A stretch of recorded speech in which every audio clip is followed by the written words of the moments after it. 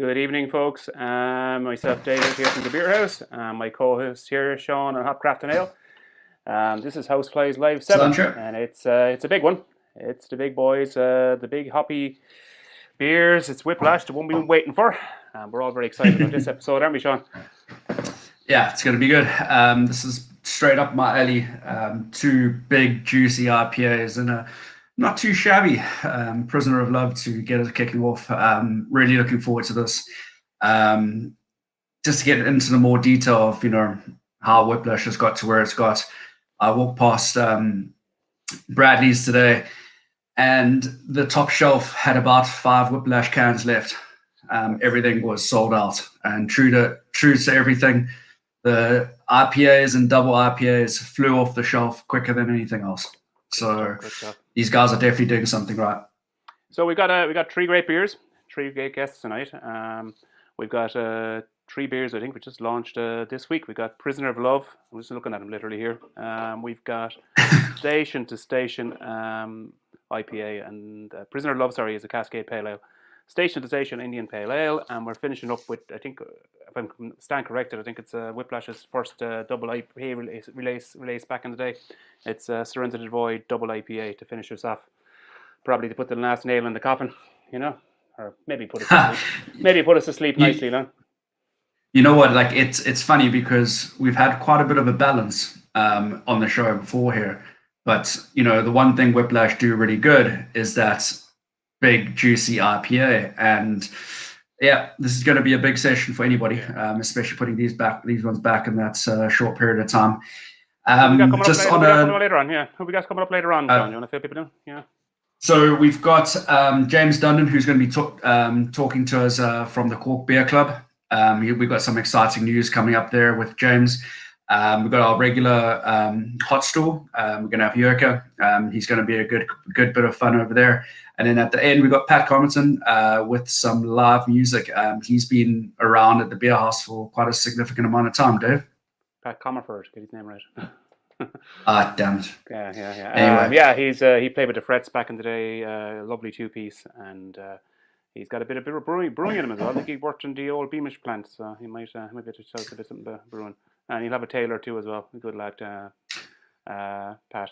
So I suppose, look, we'll get beer in our glasses, and we'll introduce our first guest. Well, he's going to be with us for tonight. Alex Laws, founder, owner of Whiplash Brewing, Dublin. Alex, hello. Good evening. Alex. How you doing? Welcome to the show. Welcome to House Plays Live. Thanks for having me. Thanks for braving us to take on the Cork lads. There's a South African in the middle to keep us scrapping. keep it a bit of decorum. A little bit of culture. I suppose a bit of culture into me, yeah. A bit of culture. Yeah. Whiplash probably doesn't need any introduction to anybody out there. No. But I mean, well, we all know Whiplash very well. I suppose you want to basically give people a little bit of history about yourself, the brewery. Maybe introduce yourself. Yeah. Well, thanks a million. Yeah, we're going. We started 5 years ago. Myself and Alan Wolf, who's the co-founder. So we're a partnership there, and we started it as just kind of a weekend kind of beer project. Both of us were working in Rye River together, and we were brewing what we called gypsy brewing. We were making one-off beers. And in our first year, we just wanted to make like kind of one-off batch of stuff that we'd like to see in the market. It wasn't necessarily focused at being, the brewery that we are today, but people really liked it. People really responded to it. So just a couple of years ago, we took the step to build our own brewery in Ballyfermot in Dublin, and that's us now. I mean, like, we've kind of grown. We started out with, I think our first beer was Scaldy Porter, which we actually released a few months ago. Again, we do it once a year. So we started with a porter. We started in a bottle, and the second release was Surrender to the Void, and we poured them for the first time in the Franciscan Well in Cork 5 years ago. So that was what we marked our anniversary for Easter Beer Fest. So we still regard our launches when we started in was in Cork.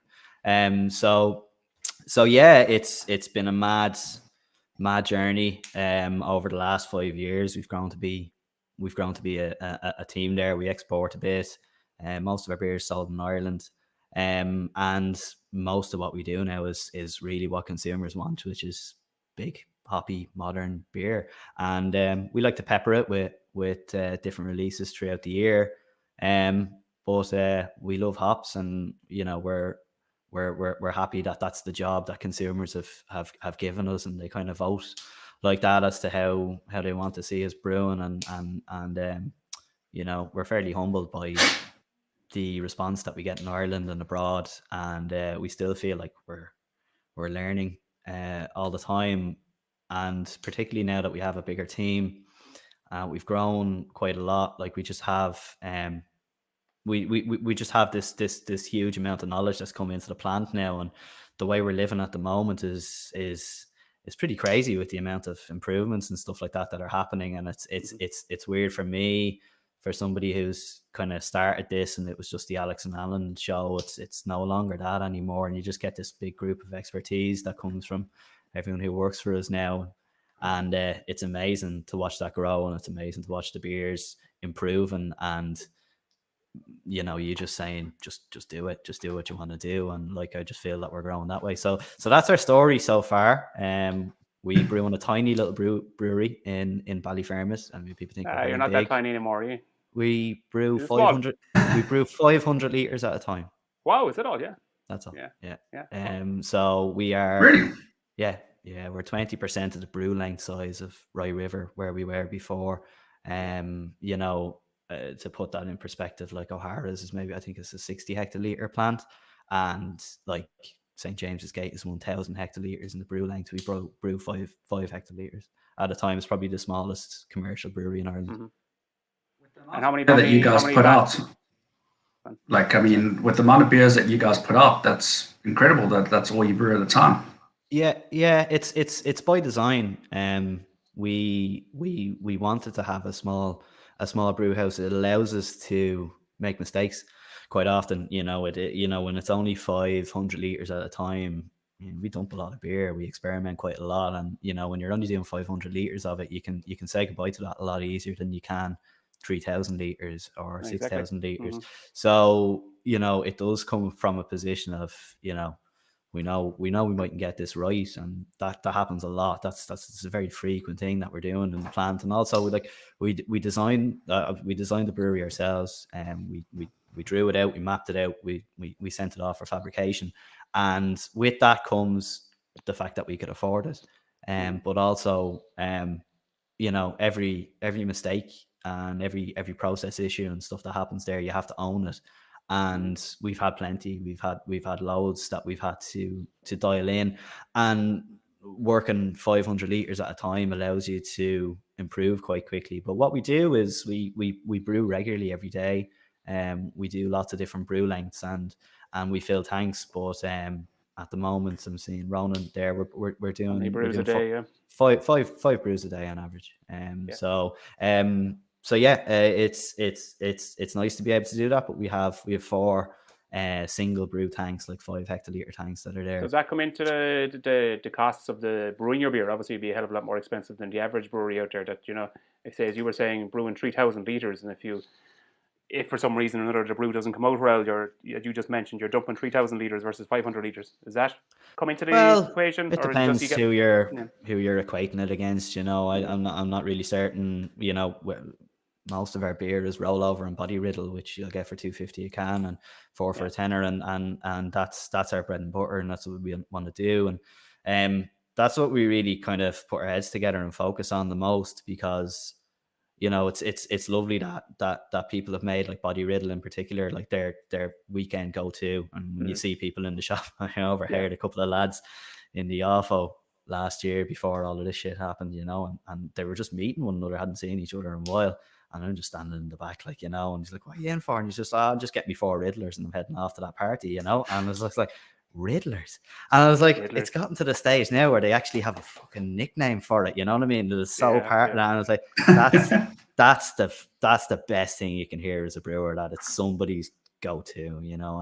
And you know, we live in two different areas of where craft beer is at, and you know, I mean, us sitting here and where the general public is at, and I suppose people see the frequency of new releases that we put out all the time as we're generally exploring, but you know, the normal consumer doesn't give a shit about that. Like, all they want to do is have their pint of rollover or body riddle when they go into the pub, and that's just their go-to. And you know, we try to brew as much for them as we do for people who are really interested in the new stuff that we're going to do every week.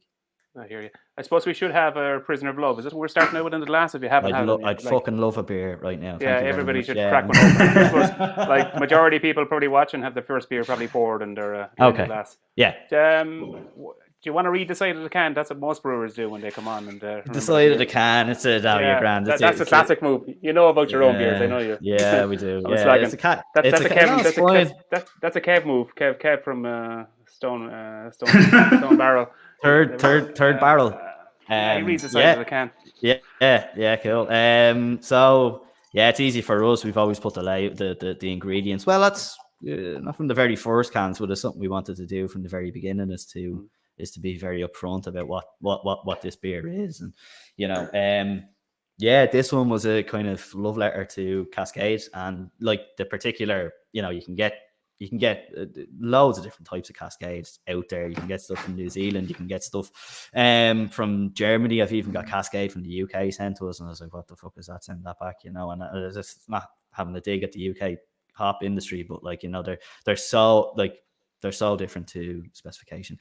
And what you realize is that they can all taste different. I've been lucky enough, blessed to be able to go on hop selection for Bart Haas for Simply Hops on a couple of occasions now, out, and they send you out to Washington, and they kind of pick you as a crew of just brewers that they'd like to actually select which lots are coming into Europe. So the American brewers, if they're of a certain scale, if they're buying maybe two tons of a specific variety, they'll get to go in and they'll get to pick that for themselves.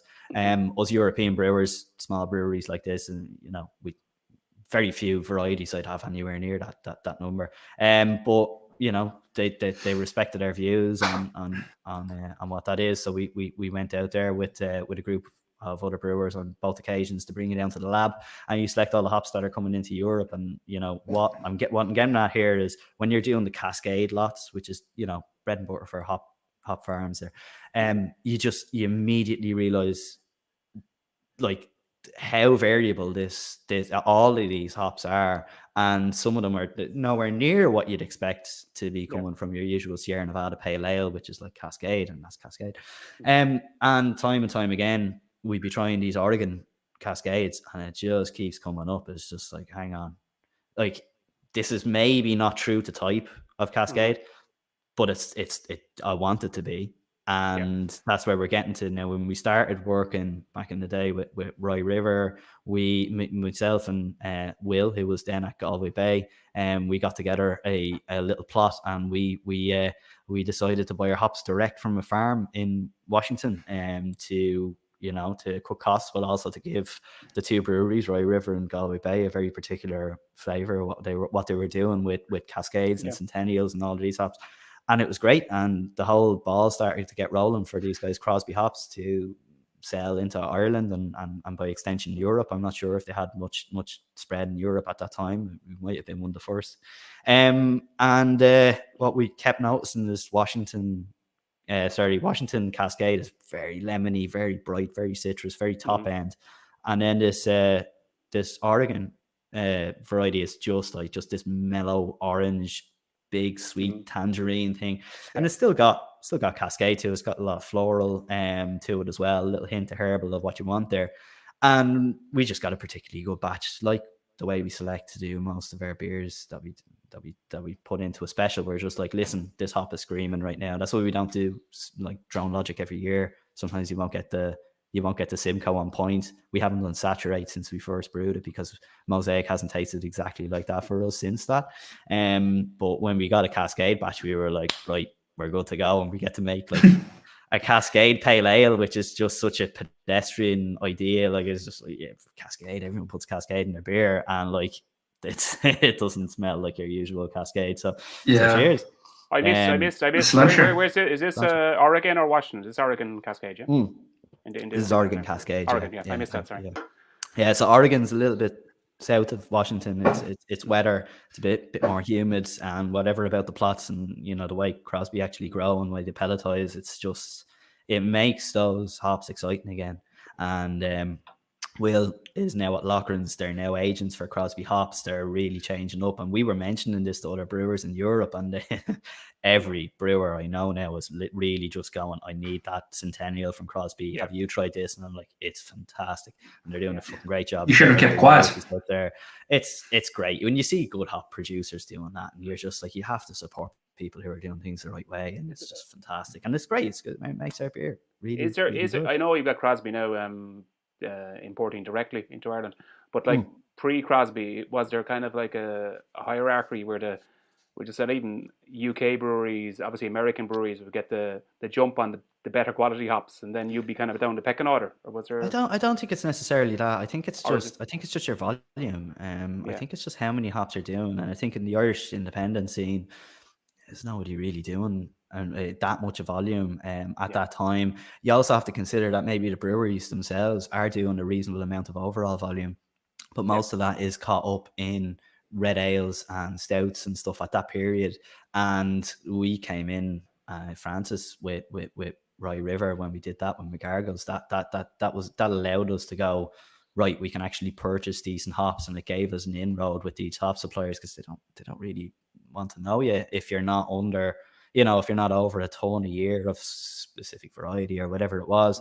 And it really repositioned us to be able to do that and to develop those relationships, because even in the early days, it's quite hard to get Citra. It's now one of the biggest sold hops in the world, but it was really difficult. Like it was, it changed things up for us. We were like, listen, I'm gonna commit to buying this if you can get it for me, and it really changed their direction as brewers, to see availability to that. I was going to touch on that actually. Like obviously, like Whiplash is good beer. There's no denying that. I appreciate that. Thank you. I mean, where did you learn to brew good beer? I mean, like, is it Rye River? Is it Rye River? You're right in the HQ here in my kitchen, man. I'm not. Yeah. I learned here. I was very active with the National Homebrew Club over the years. Initially, when I started working in Guinness at 18. Left school. My father worked there before me. He was a drayman. His uncles were coopers there as well over the years. We go back a few generations. My father was retired years. As he would have said, he worked for Guinness, and became Diageo, and he got the fuck out, and he half gave out to me when I came home with a job in Diageo, although he was the one. I think it was he told me about, he was trying to get me out of the house. I was working as a labourer, and I was picking up odd jobs. I'd been working as a baker for years prior to that, which throughout school and all. And he says, look, there's a bit of temp work going in the staff office in Guinness. And he says, you get that for 3 months, a few quid in your pocket for Christmas, And I did that, and it was fucking gas, because he was fairly involved at the union in Guinness and stuff. I think he was a shop steward in there. So of course everyone fucking knew me, and they thought I was fucking great in my job. You know what I mean? They were like, Jesus, people walking in, shaking hands with them all the time and all this sort of stuff. They've been watching me since I was a fucking pup. You know what I mean? And we get a keg of Guinness at Christmas, you know what I mean? And I'd be about 10 years old, pouring everybody's pints for them while the elders are playing. We're playing trad, so they're looking at this, Simba is fucking growing up, you know what I mean? The big long mane and all, he's there in the awful. And they're all coming over, shaking hands, and so I think what happened is the lads in Guinness thought I was exceptionally good at customer service, and it was fucking woeful, you know what I mean? But it was just that I knew everyone there, And then there was a permanent job going there in the Guinness storehouse, And they said, will you go for that? And I said, I will. And then I went for that and I got it. And it was on, I thought I'd be there for a year or two. And I ended up staying for 8 years as doing everything in the Guinness storehouse, from a tour guide to the barman and all sorts.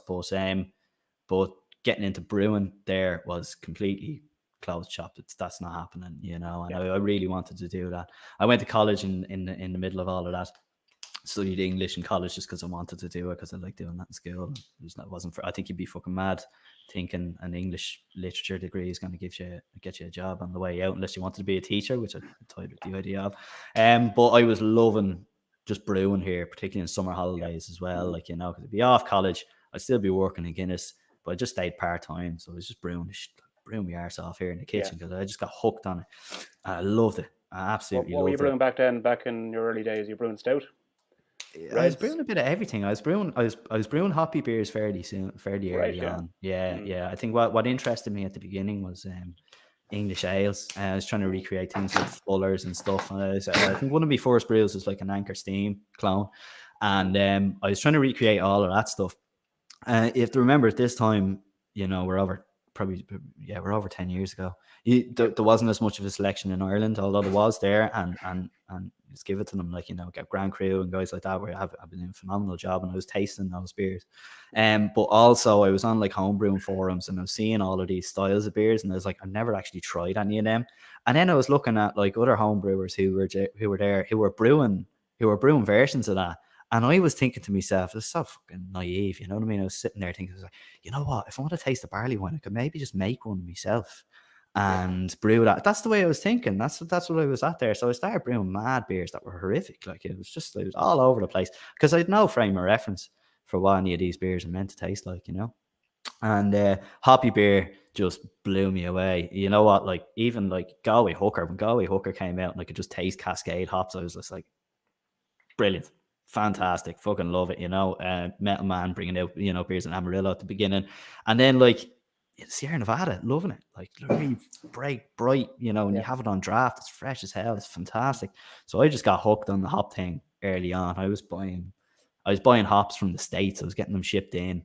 I was buying, like, you know, I could only get Nelson from at one stage I was buying from a homebrew shop in the Appalachian Mountains, like, you know, in like West Virginia. And like, I used to chat to them on the phone, like, you get Nelson in, like, you know, this is from New Zealand, and I'm buying it from the US. And it just fucking spiraled out of control. I had a big freezer in out in my shed for like cold crashing beers and, like, you know, playing around with findings and stuff. And then I got to the stage of brewing the same beer again and again and again, because I wanted to get very good at my process rather than focusing on just brewing a new beer kind of every time. And eventually started putting them into the competitions and started to do well. Wasn't winning all of them, doing fairly well in most of them. And then eventually I ended up doing a bit of gypsy brewing for a project called Brew Tonic, which are the guys in the Bernard Shaw in Dublin. Just from knowing people through there, because I played music at the time as well, so everyone was kind of. So I ended up doing their project with them, and then the brewer who was going into Rye River asked me if I'd like to come with them for their startup, and I said yes. And then that was my first step into professional brewing at that stage. So that's how it started. Yeah. Very long-winded way of answering that, but there you go. Yeah, we got there. I probably answered it at the very start. We kind of went Rye River, was it? But the kitchen via Rye River. Right, yeah, it was very much kitchen, Rye River, off you go. Get away, yeah. But it does. I mean, I suppose, does your experience in Guinness, because you've seen obviously both sides of the industry, the macro and the micro, does it kind of give you more respect for what the craft breweries are doing? What the craft breweries are doing? Yeah, versus what the macros are doing. I have huge respect for what the craft breweries are doing. That's what I was drinking the minute I was leaving the door there. You know what I mean? Did they have as much respect for the craft breweries? I don't really think so, to be honest. You know, and it was generally the point of conversation amongst brewers in there. So, like, all these bleeding craft brewers, you know, and they can't get the quality right, they can't do this, and they'd be spitting nails about, you know, breweries that you like and respect. And I was like, I'm going down that pub after here. You know what I mean? Like, absolutely not. Like, you know, and you'd be fighting that. So yeah, like I always had that respect for it, and, you know, I suppose seeing the other side of it, I mean, it's a very brave thing to do, to start up a brewery. You know, you're talking to people, like, you know, who have just begun this, you know, and you get the usual thing, Coulon. Everyone's had an experience with Coulon. He's great, you know what I mean? Because he really wants to stop just shy hawks getting into this, because he loves it and he respects it, you know what I mean? And he'll grill you immediately, you know what I mean? And he's just like, you Like doing the this for the Godfather, right? isn't he? Yeah. Oh yeah, you doing this for the right reasons. And he kind of, I respect him for that. I think he's dead right, you know what I mean? I think there should be, a good culture of just like, this is hard. This is really fucking hard. Do not step into this unless you're gonna Got give your it eyes everything, open, yeah. and respect to that big time. So yeah, it's Yeah, I think if we put that question to a lot of breweries out there, I'd say if you knew what you were getting into, would you open a brewery again? I'd say a lot of them would probably be 50-50. You know what? I would. It's been Yeah. horrifically painful and stuff like that. Would I do it the same way again? Absolutely not. I've never worked in anything other than beer in my adult life, and that's all I'm gonna do. Would I go back working for somebody else? Absolutely fucking not. Yeah. It's just like I have a very particular way of seeing things, and that's fine. Yeah. And that's I get to do it now. If you're gonna do something, do it yourself, and absolutely. But I think you should put your money where your mouth is. Just put it in your beers, and just let consumers decide if that's the beer for them, and then that's it. That's how it works. There's a few questions popping up there, Sean, on the screen. Do you want to see what we have there? Yeah, I think it's actually probably a good point, and it's probably like kind of we can tie it in here. I know Leon, who's one of the locals at the beer house, just touching on the names of your beers. Now, Hey, Leon. I know that they're I know that they're pretty much after all the songs that you guys listen to in the brewery, which is awesome. And then just if you want to elaborate just on that, but then go into with the branding. Obviously, if you walk into any store, any pub, you can see the Whiplash cans from a mile away, big, white. And then obviously with the, I know Sophie does all your can work, which is, I think that's an awesome name for artwork. But I mean, if you just want to touch on the branding and the songs and the names of the beers.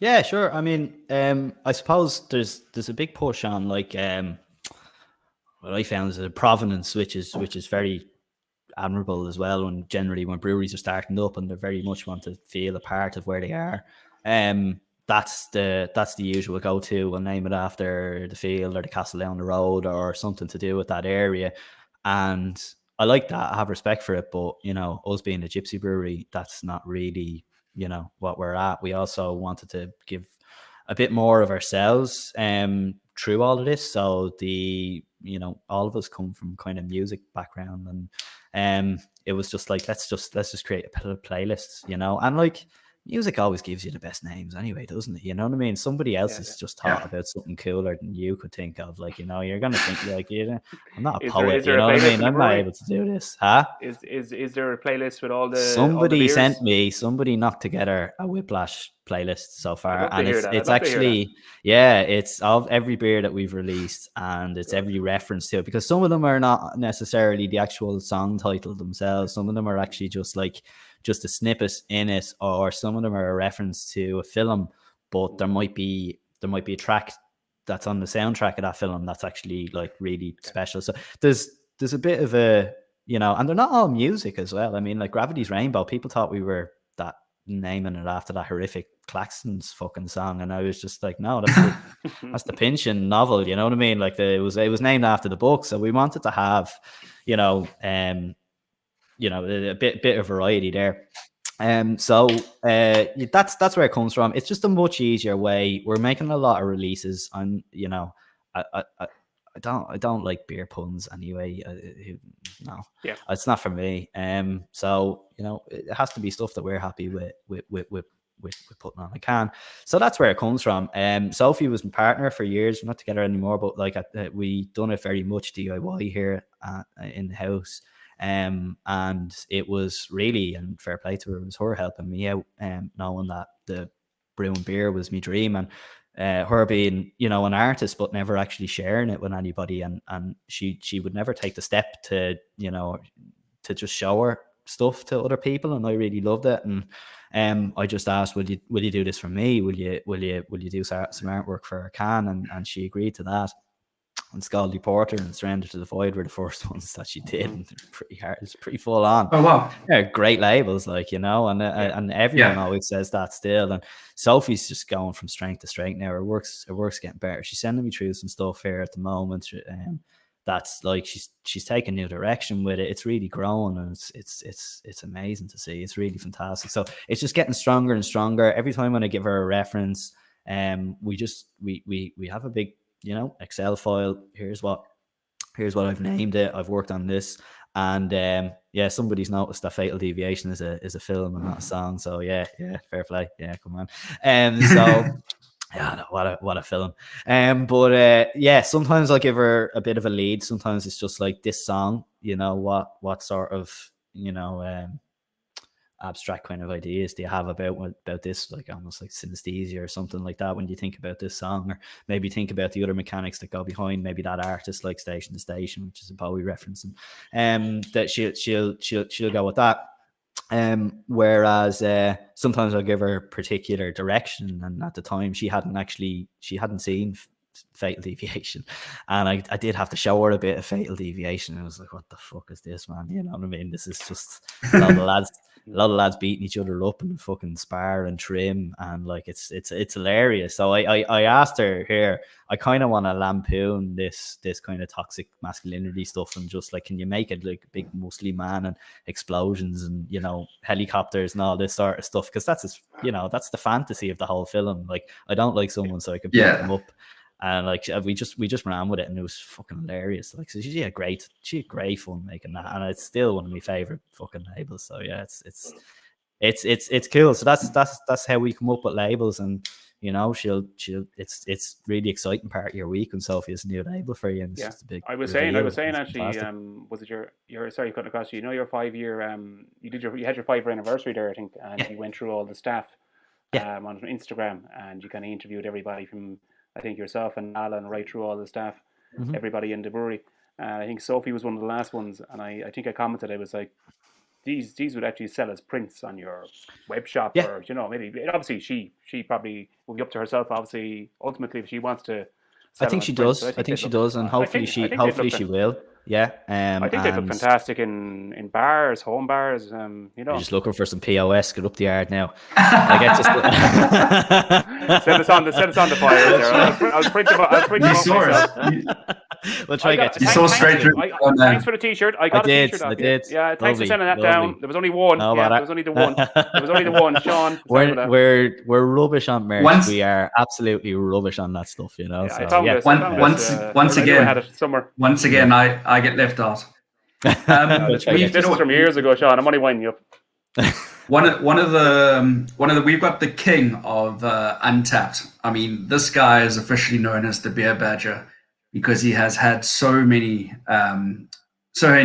beers and check-ins on Untapped. But just on that's his question there. Like, what's your favorite beer festival? But how many beers have you guys produced over the years? Like, what's your official number? Somebody gave us the number. There was a big cheer when we hit 69. Somebody told us that. Yeah, I think we're over that now. So we're around there. You're in your van. I should just stop at 69. That was it. I think we got 1,916 followers, and I said, I'm not taking any more followers. That's it. Like, we're closing down the Twitter. We got to 1916. It was we've released a lot. It's mad at this stage. Some of them are just, they'll only see the light of day at a festival. Some of them are, you know, some of these releases we're only making 50 cases of them. Like, I mean, I think Prisoner, we only made 80 cases of that. It's not like this is it's not the output you think it is.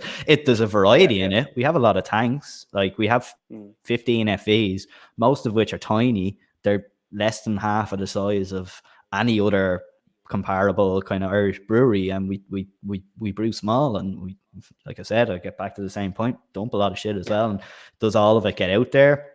No, absolutely not. But like, it's fun. It's the way we want to do it. So favorite festival to pour or to attend, or both? Both. I still go as a punter to festivals. It's just a big fucking piss up. It's great fucking fun, you know. Both.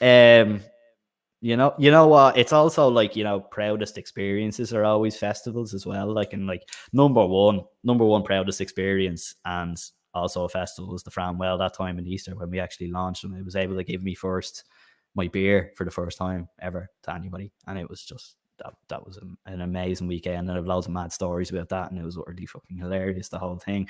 And then I think it's big for every brewer if you get to pour at MBCC in the Mikkeller Beer Festival in Copenhagen. We were the first Irish brewery to pour at that. The last time they threw it 2 years ago.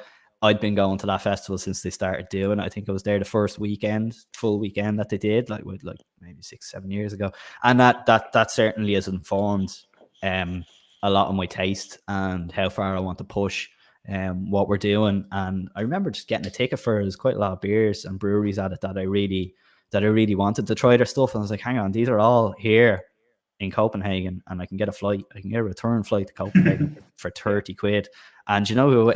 Me, Deck, and to Declan Nixon of Otter Bank and Yellow Belly, and Colin Hessian of Brown Paper Bag and El Mulligan's Grocers. The three of us went over and got rarsed for 2-3 days in Copenhagen. I mean, like, spending that in Copenhagen, like, you need a mortgage. Like, it's not the cheapest city, but like, my God, that changed our bleeding lives. That was fantastic. Like, we drank so much just incredibly good standard of beer. Like really some stuff just blowing your mind. And like that for me was like very career changing. That was a massive eye opener to go to that and to taste that and to see all of this and see that part of beer culture that I wanted to be part of. I was just getting into brewing at that stage. I think I'd only just taken the job in Roy River.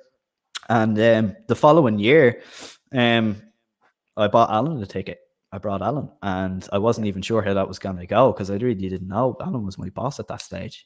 And I think we were the first day in, and I was like, fucking hell, I got to watch Alan around here. This guy's a fucking mentalist. You know what I mean? He was the wildest here.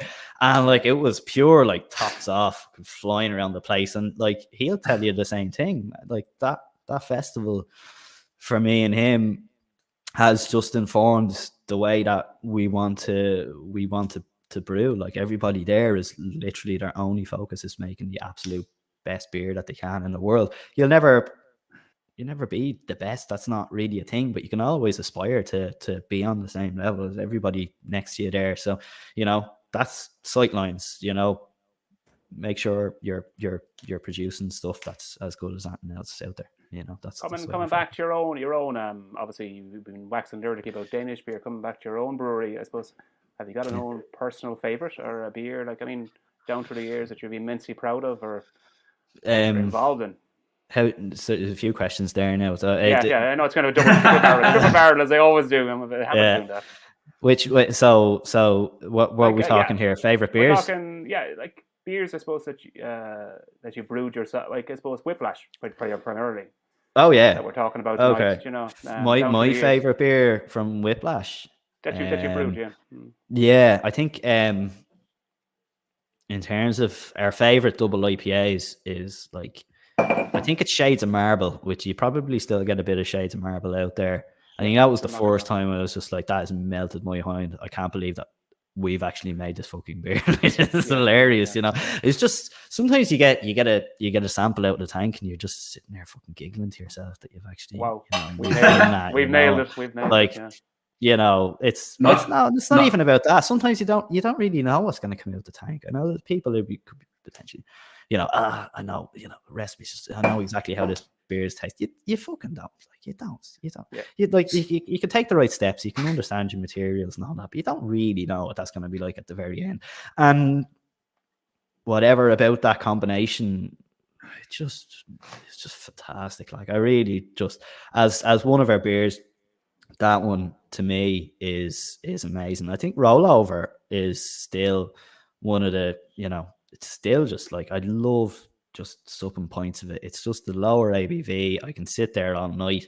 It was still is something we're improving. It's still something we're building on. So between those two, and then we we do other stuff. I mean, Never Cursed very recently, our grisette. I mean, we chewed through so much of that stuff when we made it. I was worried about, like, are we letting enough out into the market? There's a lot of staff issue going on here. This is fantastic, and we just love producing that. And Blue Ghosts are German pills. I still love that, and also I'll just do this forever. Yeah. So there's loads, like, I really do love all of our beers. It's like, it doesn't get out and gets unless, like, we're gonna sit here and drink these. So I'm like, I won't do it unless that's the point. What do you equate to the absolutely banging Shades of Marble? I had that myself recently. I just went, this is stunning. Was it a particularly good batch of hops you got, or I think it's the general, the oiliness of the hops is something that works extremely well. It's very focused on, I think it's on Vic Secret, and Vic Secret is an incredibly oily hop, and we'd gotten good at working with Vic Secret over time, because when Vic Secret was first released, they couldn't get rid of it. Simply Hops at the time, like, people just weren't picking them up on it, and we put it in the crafty IPA for Lidl, and it was flying. And we got, you're brewing a beer like that, you got to learn how to work with it fast. You got to make consistent quality products for a big buyer like Lidl. And we figured out loads of different ways to manipulate it, to dry hop with it at different temperatures, at different contact rates, and everything. And everything we're doing is kind of informed by the repetitive process of these elements. So we just felt that we just got the best out of that hop when we did it. Stunning beer. Thank you. Do you still do that for Lidl? Well, Roy River may do. I don't know. That was sorry. That was Roy River. Yeah. The guys, that's why I was confused about that. I was like, what? Definitely worth asking Bill. It's very interesting. I think the guys are doing a great job up there. They're only up the road. I'm in Selbridge. I live in Selbridge, and still pick up those beers, and I think they're doing a really good job on them. I suppose we haven't put the station to station inner glasses. I suppose probably most people probably have at this stage, or almost have. Do you want to talk us through station to station, and then we might touch on Brendan there from Views and Brews question after that. Okay. I'm gonna have to do a bit of a glass wash and come back to you. So do you mind giving me about 2 seconds to take me off screen? Go over. Thank you. What's Brendan's question there, Sean? While we're just on Alex's favorite beer to drink, I think we should probably bring in a different type of brewery that Alex enjoys. But just did you see that Haus 13 is going to be discontinued in the United Kingdom? Who cares? Really, who cares? It's valid. Has the craft no hops in it? Just named after. It's not a good beer. Named after Haus 13. There's absolutely no hops in it. Who cares? Listen, we're not here to but, I'm not going to trash macro, but we're not here to talk about macro beer. Do you think that it's because they don't see a market? Like, as in the craft markets is actually getting better, though? Possibly. Bigger and better. I don't know the reasons behind it. Maybe too much competition from their Carlsberg and other lagers, whatever other lagers they carry over there, Diageo. God knows what the thinking behind it is. But then again, stuff like Carling and other big brands are quite big over there, and Tennent's is quite big in Scotland, so you don't know. It's almost time to bring on Jurka now at some stage, isn't it? So we would bring him on. No, James is first. Is it James first, Jim? Okay, James first. Sorry. My apologies. Got you mixed up. I better change that screen. So, umming up. I misspelled him too. Yeah, we'll hide that. So Alex is back from the kitchen now. Thank you. Let me glass. Which is why you were away. I'm very particular about that. Sorry, go on, Sean. You can send me that glass down, Alex. I'd appreciate that. We were just saying when you were gone that I saw today that Haus 13 has been discontinued in the United Kingdom. Yeah, you must be happy. Look at that smile. You can't deny that, huh? Who cares? You know what I mean? It's going to be the next. That was my answer. That's exactly what David said. It's discontinued until they fucking throw another bit of fucking shite at the wall and see if it sticks. Like, you know what I mean? It just keeps going in a fucking loop. You know what I mean? They run out of free stock and start again. Who cares? I You know, think trade that them off. I think the craft beer brands in the UK they're so numerous, and I think Yeah, they're gaining a foothold, especially after the lockdown. I think more people. We were discussing this the other night. I yeah, think more people are drinking craft. yeah. They're Grant. they've gone in. You said that they, instead of paying, especially your Dublin prices, how much is a pint up there nowadays? Instead of buying €6-7 a pint, they can now buy a can to drink at home, and they're Yeah, discovering that the beer is really, really good. yeah. So And this is it'll this is be what very our interesting to see what happens. distributors are constantly feeding back. Paul Maher is regular, on the phone. Our distributors, the Four Corners, who absolutely do a phenomenal job for us as well. And we're very closely linked to them. And obviously, with the amount of new beers that we're bringing out all the time, we got to be talking with our distributors fairly regularly. And the main thing that he's saying, we're constantly. We chat outside, and we throws cases on the back of the car fairly regularly, because we're always late getting things ready. So to hold our hand up there, we're not the best, the easiest brewery to work with, we know. But thing Paul says all the time to us is just, consumers have shifted. Like, it's just your usual stuff is just, your cheaper beers or whatever. They're not really gonna thrive in the landscape that's going to be there when people go back. And people are just going for quality, over quantity. And I think that's a Yeah. really good shift. And I think I had a look at the one you did with Mark and Rick from Kinnegar, and Mark would be the first to tell you as well. And we've always been banging that drum. And I'm really excited to be to be going back to bars pretty soon, as I'm sure you are as well, which is coming pretty soon. Thankfully, we got our date yesterday. Amen. That's great. 7th. What a Amen. day. Yeah. Cheers Fantastic. to that. Cheers to that. Yeah. Hitting those bars. Let's do it. Can't wait to get to the beer house. Start kegging there in 2 or 3 weeks' time. We kegged some beer today. Yeah. For Ireland.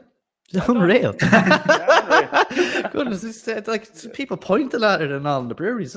Taking pictures of them. Taking pictures of them. on? And kind of Yeah, go, it's what are they? amazing. What are those bad looking? What are those vessels though? What's in those? Yeah.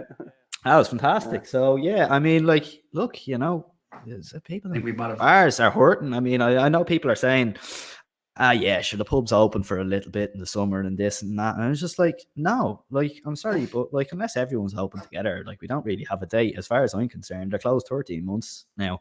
I still, and people are, operating as best as they can in growlers and, diversifying and adapting, and that's fantastic. But we're not fully back on until even the smallest lad who can only, throw a toasty on for you and throw a bit of mustard and a pint of whatever is going as well. Because I'm really to be honest, I'm really worried about the landscape that Dublin is going to be like, because I don't know who's going to survive here. I think we might be in the hundreds of pubs that are just gonna be gone. Yeah.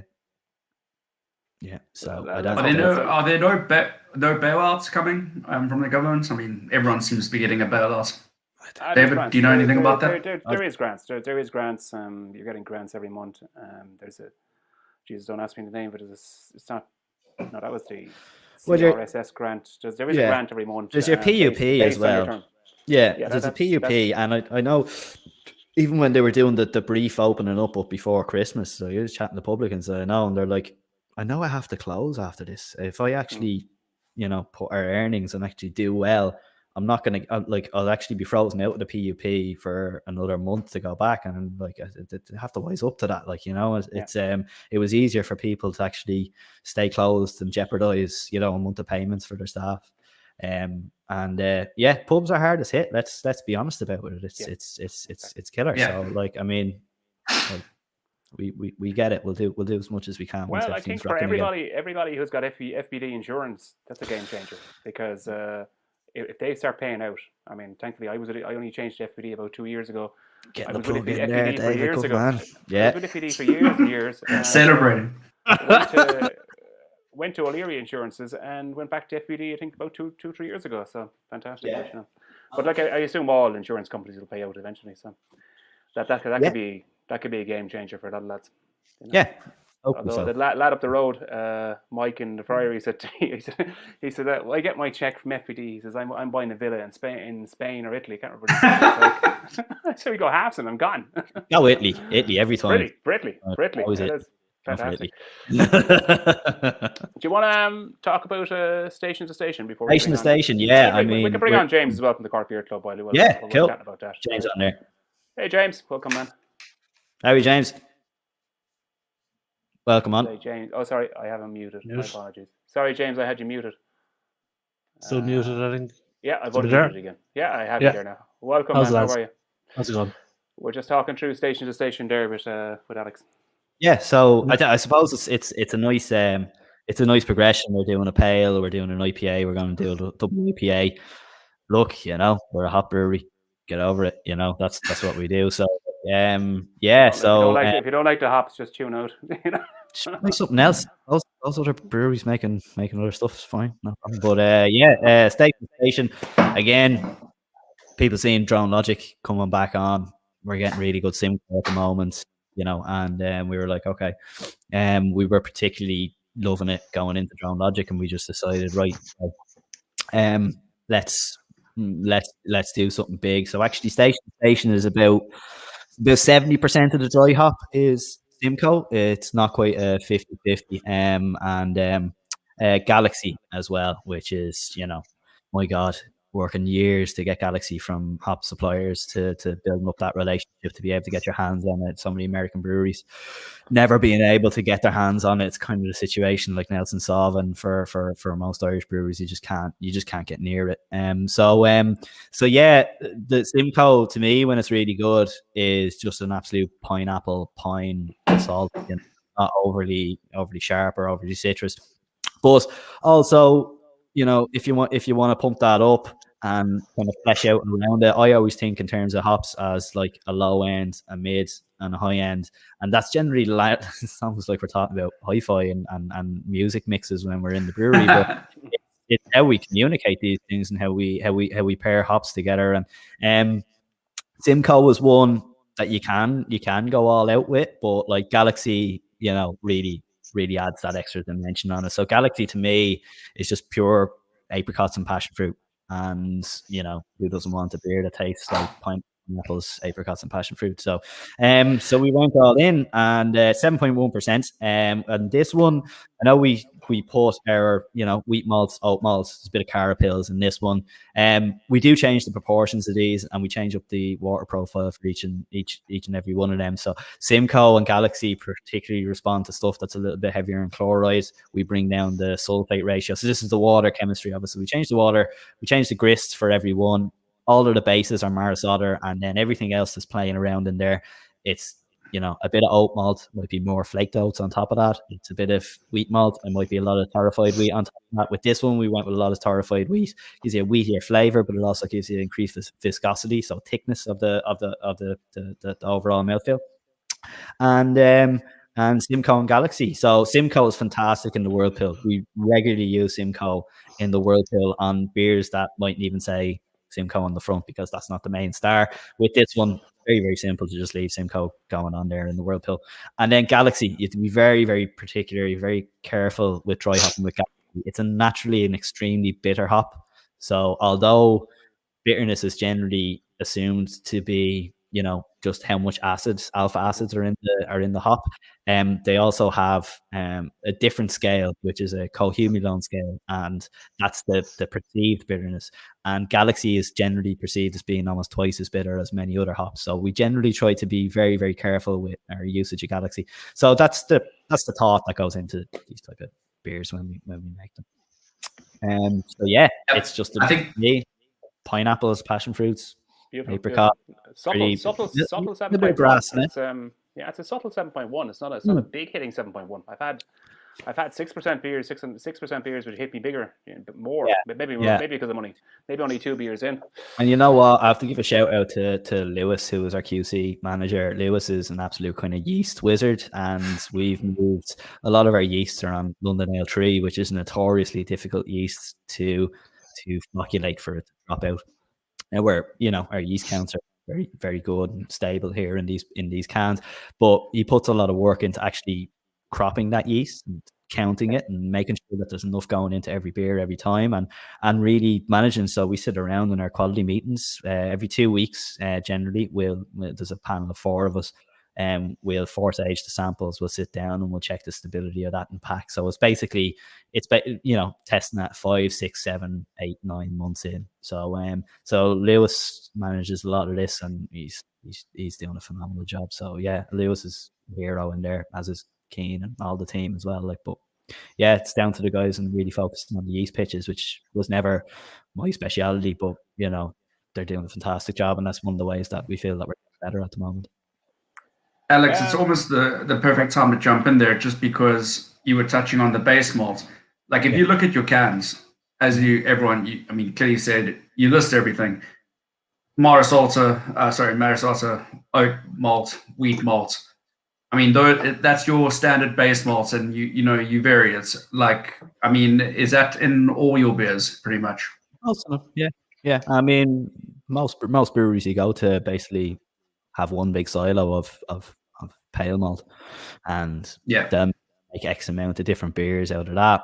We work with a lot of them, but being in the business and making hoppy beer all the time means that you're making base beers for hoppy beers fairly regularly. I mean, when I was at Rye River, we had something in the region of like 20 beers that we kept on all the time, and it was red ales, stouts, and we'd really try to push ourselves to have. I used to do all the raw materials in there. Have like 20 different types of malts regularly on hand, and 30 different types of hops and all that. But it's because you're brewing a lot of red ales and stouts and maybe a Kolsch here and there. We made a lot of lager. I felt that the lager was great in there that the guys still make there, and that's nicer to do. But like rye doesn't really, in my opinion, great in a New England style. You can make a West Coast with rye malts really well, but there's no reason for us to have a wide variance of malts. I mean, like, I'm just trying to make the best beer that we can, not necessarily putting different malts in it for the sake of just going changed up label. Yeah. Like the start of this is the hops. Like, I mean, like, who cares? Malt in there, that's all you should really focus on. Yeah. I suppose you're bringing James here. James, welcome to the Haus Live. You're an active member in the Cork Beer Club, and you're quite. I suppose you're quite active in the admin in the Cork Beer Club Facebook page as well. You put it out during the week, I think, because you knew you were coming on as a guest here. Any questions for Alex? Do you have anything that cropped up? Well, Brendan, I think the question popped up there a while ago. He just asked, what's Alex's favorite style of beer to drink? What's to drink? What's your favorite style to brew? And Easy what one. style? And what style? What style have you not brewed yet that you'd love to brew in the future? My favorite style of beer to drink is a smoked Marzen from a brewery called Scherlenkelet in Germany. And everyone who knows me knows I'm an utter absolute fiend for smoked lagers. That is my go-to. Now, if I wanted to start a brewery that exclusively made smoked lagers in Ireland, I'd be brewing even smaller amounts of what we're brewing with Whiplash at the moment. So it's a very particular flavor. So in terms of like what I love to bring home, it's smoked beer, and when I can get my hands on it, it's not regularly in. Actually, quite decent availability these days. But back in the day, I like Ken and Drink Store down Stony Batter. He'd have to call me when he gets the Scherlenkelet Doppelbock, because he knows I'll give out to him if he sells it out before I come down for it as well. Like, in terms of beers, I love drinking that. I love drinking lager. I love drinking wild sour beers. In particular, Tom in Land and Labour, Galway Bay, he's knocking it out of the park at the moment. I'm snatching bottles of that when I see it. Mickle or Baghaven are making some of the best, like wild sour beers and stuff going at the moment. So I get really excited about that. I drink a lot of Meskin at home. Mm-hmm. Like, really, yeah. I think That's right. I think they're doing a really fantastic job there as well. So I've been really enjoying their Westport Blonde in particular. So yeah, I find myself drinking kind of Belgian inspired beers or German German lagers quite often. Because it's what I don't make. I don't necessarily. I spend all day drinking New England beers that I don't necessarily buy New England beers when I go down the shop. I kind of want to give my palate, a change. But when I go to the pub, great. I really look forward to seeing Clean Cheese Trouble on Ambush or something, or Dots new, barrel aged stuff. But Shane's only down the road from me. It's great. He drops us in beers fairly regularly. We have a walk around as well. He's a fantastic resource. We're buying barrels together at the moment, so we've got a few barrels on the way. And Shane's doing a great job at the moment as well. That gal from Third Barrel was telling us that there's a lovely little community there. There's a nice support group around there. You have to say, it's fantastic, and the guys have been great. You know what I mean? And we help them out whenever we can as well. So yeah, it's great. And Cahill down in Rascals as well, and we're all swapping malts, and everyone's helping each other, particularly with Brexit at the moment, because everything's getting backed up in the ports. Everyone's production plan is just flying out the window because everything's just getting backed up at the moment. So it's everywhere. We're all ringing one another. We're all helping each other out there, which is great. Which is how I imagined, craft brewing like this to be, and it's definitely like that. So in terms of that to drink, that's what I like doing. Favorite stuff. I'm all over you with you and Kerala. I mean, I'm a sucker for smoking. If you told me your arm is smoked, I'd probably have a nibble off it, I love it. I smoke cheese, smoke duck, smoke chicken, smoke anything. We did a collab. Crazy. We did a collab with. I smoke weed. It's probably the only thing I don't smoke is just smoked wheat every day. Smoke weed. You need to hook up with Blacks then. I think Blacks there's a continual seamus flowing in from down there. Okay. Yeah. Nice. So in terms of we did a collab with Towel, and we made a Rauk wine, and we made a smoke. Last there. Badass. The guys are great, and they wanted to do it, and I was like, Are you for real? They wanted to can it and all, and then somebody talked them out of canning the fucking thing, and they were like, Stuart and Bruce will do it there. They brought it to Fidelity when we did it, and it was joyous. People going, the smoke that we did 7 different types of smokes in their ovens there. That was one of the most fun collabs that we've done. Talking about Fidelity Fest, is that going to come back? Of course it is. Yeah. It's near sold out for next year. We just had to shift the year, unfortunately. I don't think anyone can kind of plan for July right now. And right now is the period where we'd be booking the air freight to do that. So, particularly for our friends from the US and stuff, because we fly it in, we put it on chill the minute it gets into Ireland and stuff. And we just can't plan anything. We can't get to work on this. There's no updates. And look, nobody has the information. We don't know when everyone's going to get a jab or whatever. So we can't live in that type of uncertainty. It's been really funny. We've issued a small amount of refunds. We sold a load of tickets for next year. For one of the days, people were just swapping tickets through us, because loads of people was like, oh shit, Fidelity's definitely happening next year, and then just started to pick up loads of extra tickets. So support to that, it's happening. It's going to be big. We've got 2 years to make up for here, so we are hitting it hard. It's going to be fantastic. So, yeah. Amen. Yeah. Back to yourself, James. There, you're doing a monthly feature on the Cork Beer Club. I saw featuring different breweries. I think you've had 8 Degrees. I think you had. We had Whiplash last month. Whiplash last month. What was the kind of feedback on Whiplash, and what kind of stuff are people posting up, and what was the general chatter amongst the group members? Well, just the general, the name bandied around was the Hop Kings of Ireland. No one else kind of does what they do, I suppose. I think that people said it's very kind of European almost, just Scandinavian kind of level of brewing. And personally myself, the brown ale, can't think of the name now, shone out for me. The most recent one. The most recent brown ale. Okay. That's maple syrup and stuff. The Ocean Wide, the fungi beer. Ocean Wide, yeah. Oh, man. Fungi. That fish, like he was my own son. He was great. Yeah. The fungi beer. Yeah, it was definitely the biggest feedback of beers we've got in the club. We had 8 Degrees. We're doing Galway Bay this month. It's only the 3rd month of it, so we're kind of going around Ireland, Mm. just trying to promote local breweries within the Cork Beer Club and just get people out there tasting beers, you know. Great. Yeah, fantastic. I, I always I always think a great mark for brewery is if you can count how many beers you've had that disappoint you. And I must say, could you think of a beer that Whiplash have kind of disappointed you, like between No. the three of us?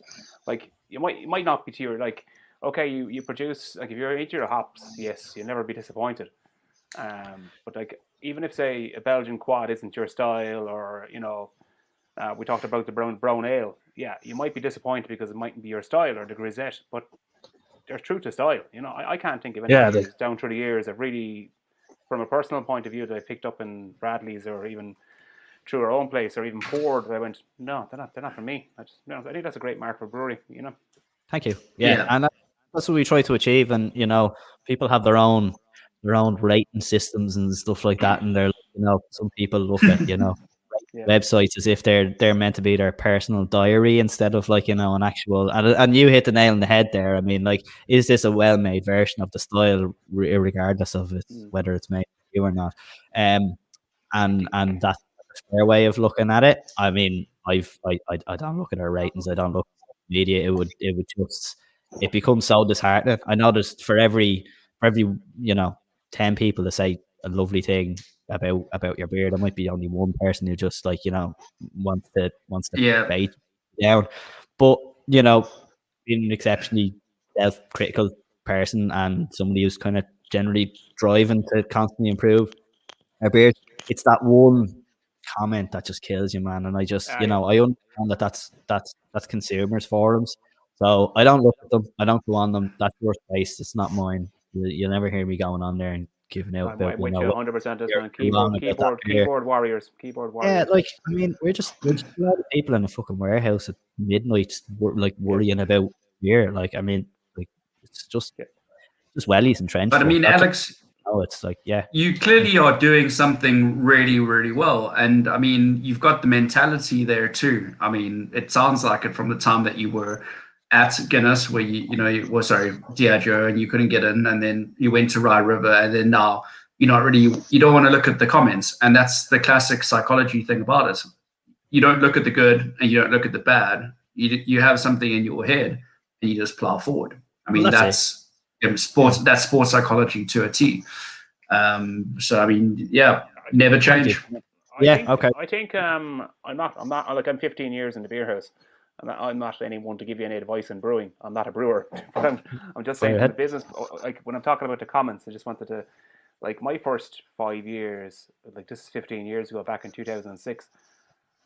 I used to be on Google and just putting in Beer House Cork just to see what people are talking about the place. And it was early doors. It was all positive. But as you said, it was just a one nasty comment that would kind of upset you. And I was in Dublin, and Jeff from 57 The Headline. Yeah, I know Jeff. Yeah. And I think he was in Castle at the time. And I met him, and he was like, "Oh, you're up in Dublin for the night?" And I was like, "Yeah, just up for Dublin." He said, "Just I don't know what was on. There was a rugby match, something on." And we started chin wagging, and we started on about different comments. And he said, "I got a comment," he said, "about our toilets months ago." He said, "And he said our toilets are clean, they're regularly checked, blah blah blah blah." He said, "It upset me." He said, "You know what? I don't even look at them anymore." He said, "It's the best advice. Just don't look at them. Don't respond. Don't look at all these forums, because you never win." And I think early doors, they can be very upsetting. But I think the longer you get on in business, that you kind of go, it's only a guy behind a keyboard that really doesn't understand business, that will never have a business, and doesn't understand the damage he's doing with those 5 or 6 words or 3 or 4 sentences.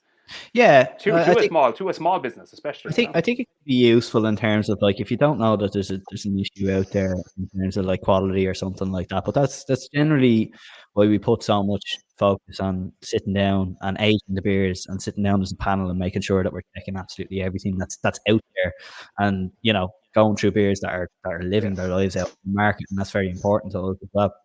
So I do respect that it can be a very useful thing for that, but like. Direct message you via social media, or send you an email. People do. I mean, if someone has, or rather than going on a forum and trashing a place. Like I respect someone that would come up to the bar and say that pint of whatever is not good quality, or there's a problem with your toilets, or there's a broken chair over there, or there's a mouse running around the bar. Tell me what's happening, rather than going on afterwards and becoming a keyboard warrior, and damaging the reputation of a place. Yeah. Like, everyone has a bad day. Yeah. Same when it comes to beer brewery. Just give you a message, pick up the phone and ring someone and just say, look, I had a can of Whiplash. It was a little bit off, or a pint of Whiplash down in Cork. It was a bit off. Was there a bad batch? And you don't know this. Exactly. I need to know that. You know what I mean? I don't think you should be getting that sort of information through, forums or ratings websites. You know what I mean? You have to be talking to publicans. You have to be talking to your distributors, and you have to be checking it back at the plant, and just really forward planning for how a beer is going to age and stuff. And that's part of a quality program. And I think people mistake the word quality quite often. I mean, like, quality is just kind of general how good it was or whatever. Like, that's not quality. That's not manufacturing. Quality is the reduction in variance. Like, that beer is meant to taste the same every time, and it is your job. You're not making wine here. You're not going that, well, it's a bad year for this.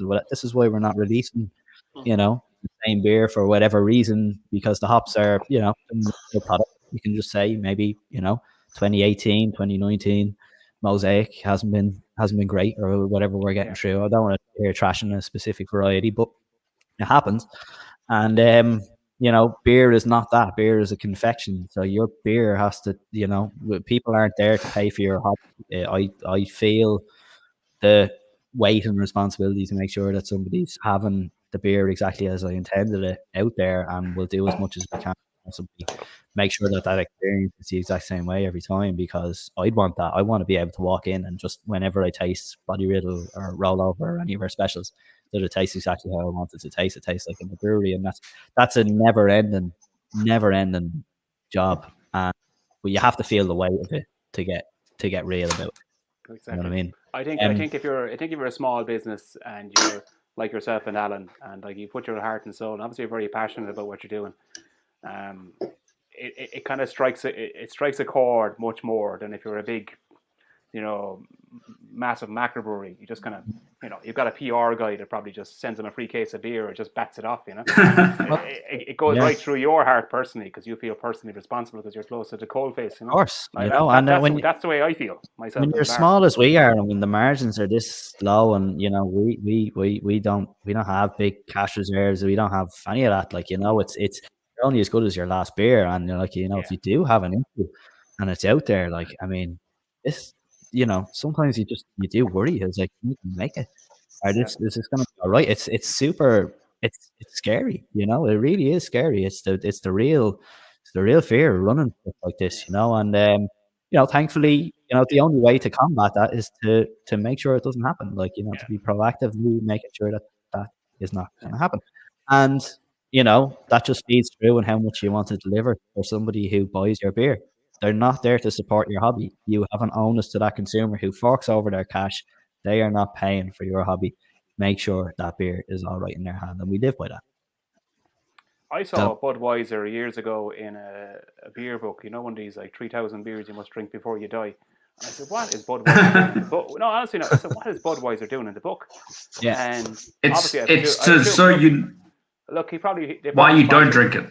They probably sponsored the book, but the comment from the author was, Budweiser is not for everybody. But he said, the reason Budweiser is in this book is because of, as you touched on, Alex, consistency. A Budweiser is always, it's probably full of rice. It's always a Budweiser. Wherever you go in the world, it's a Budweiser. You don't hear that Budweiser is a quality product because it tastes the exact same everywhere you go. Every time you have it, it can be shite every time you had it, but it has to taste exactly as shite as that. That's what a quality product is in manufacturing. What we are talking about is the fineness of something. Okay, the fineness difference is a different thing, and we're blessed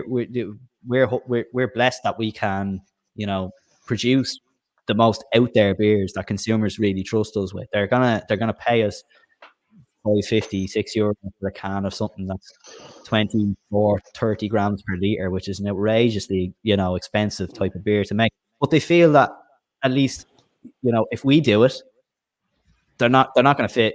Hopefully that they feel that we're going to do it well, and that's a reasonable price. for them to do. So we exist in an area that they cannot exist.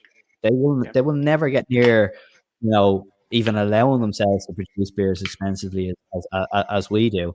And at the same time, consumers only pay a fraction more of the price to have something that's exponentially more expensive to make. So the value of this is just what consumers just don't see is what we can actually do and what they trust us with doing is so much more value. We done the we done the this the other night, weren't you? Yeah. We talked about this the other night. Alex, in the tech check, yeah. Go on, yeah. Yeah. I think you read my mind there. I want to know if you were selling Surrender to the Void on a macro price point. Yeah. How much would Surrender to the Void be? Right. Is that what you were thinking there, right? Yeah, it was, and we had this chat because we had this chat in the brewery there last week. I know we chatted about it the other day, but right, if I was to do it on a percentage increase, hang on, Alex, this could be cut across you there. This could be a good question. Because you know what, we'll give away a couple of cans to the regulars, and we might get some of the merch down. We might send the t-shirt down for Sean as well. All right. Case of beer. Save the on. Okay. Case of beer. How would you? Whatever you want to do. Whoever gets it right by the end. All right. I will throw in a mixed case. We'll do the answer at the end. Yeah. The mixed case to whoever gets within the nearest. Whatever, euro, thousand, whatever. 100. Not going to hit. What we're going to do 100 is euro. Same margin increase. So we're not going to go by the percentage increase, okay? But the whole mechanics of the honest margin, okay? And it's under 100 quid, okay? 0 to 100, right? On just a glass of Surrender to the Void. Does that work for you? To a pint. So how much a pint or how much a litre? A pint. A pint. Because how much a pint would be to Surrender to the Void if it was a macro? So if it was on a macro, if you were buying a Guinness or Heineken or one of those other shitty beers, how much would you expect to pay for a pint of Surrender to the Void? If we use the same mechanics and macro percentages as a macro brewery, what do you think it would cost? How much in euros? Over the counter in the beer house or a headline? Yeah, and a mixed case, rollovers, body riddles, 440s, 24 cans. Whoever gets this right. Right. And then can I enter? Can we enter? Yes. Can you answer John O'Halloran's question there? Because he feels it's an elephant in the room. When are we going to see a West Coast IPA from Whiplash? That's not my question. Next month? Yeah. And barrel aged, besides, I mean, you had Fatal Deviation. I enjoyed it. The barrel aged is a tricky one for us. Barrel aged, looking for packaging methods. We have just done a full quality sit down of all of our. Basically, I think, how many barrels do we have going? We have a lot of barrels at the moment. We have a lot of sherry. We have a lot of bourbon. Where everything we're doing in barrel is clean. So they're big. We're focused on barley wine, stouts, stuff like that, and other varieties as well. But I can't tell you other than just saying it's going to be ready when it's ready. Some of this stuff we put on over a year ago.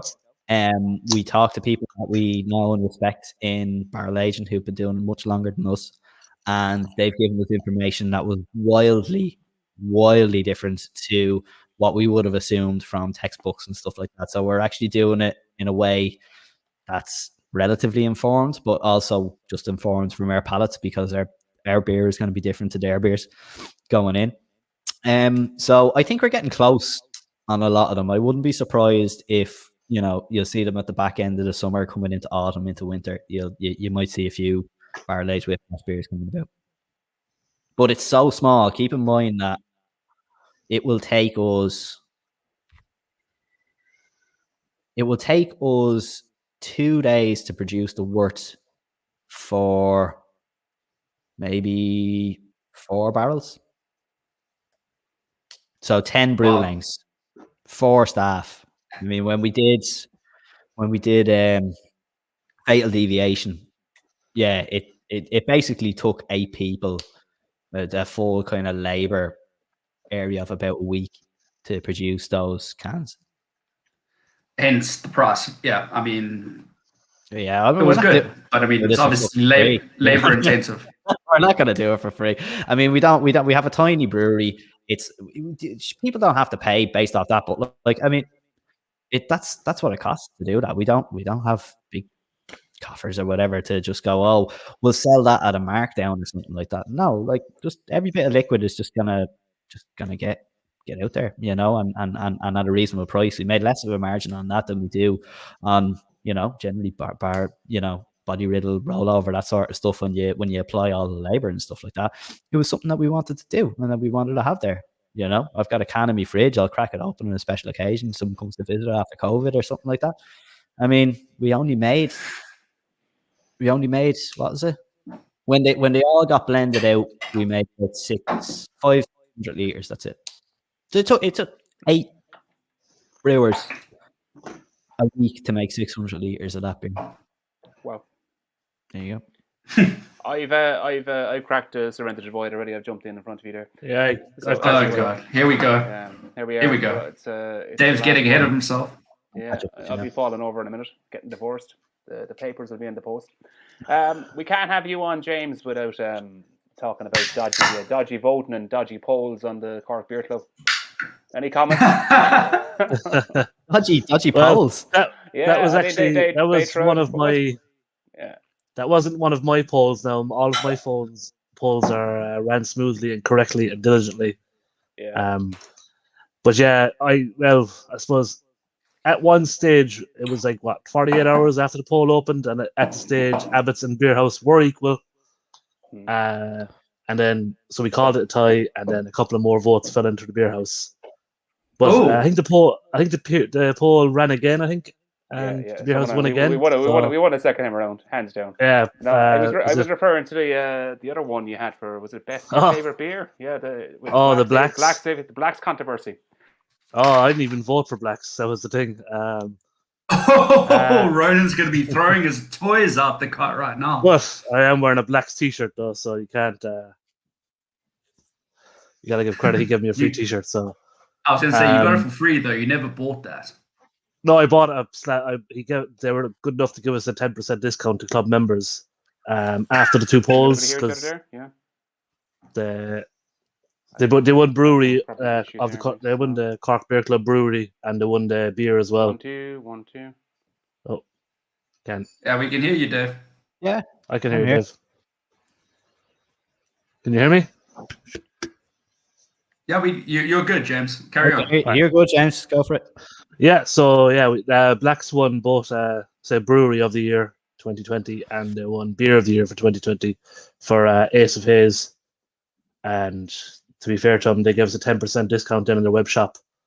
And I know I bought a case of beer, and Mike, the other club admin, bought a case of beer, and we both got free t-shirts, to be fair to them. So that was a good return from the guys. They've supported as well. And Ronan is actually a good active member in the club as well. Yeah. But just on that, James, like if we bring in about the Cork Beer Club, we've got some exciting news, but also just want to touch on a family relation in your brewery, or a brewer in your family, almost your extended family, not yet. Well, what's the family, maybe future. What you're trying to get in? Yeah, you're trying to get. You're trying to get in there. I've been up there, but I'm not sure if I'm suited for that kind of work at all. It's a bit too dirty for me.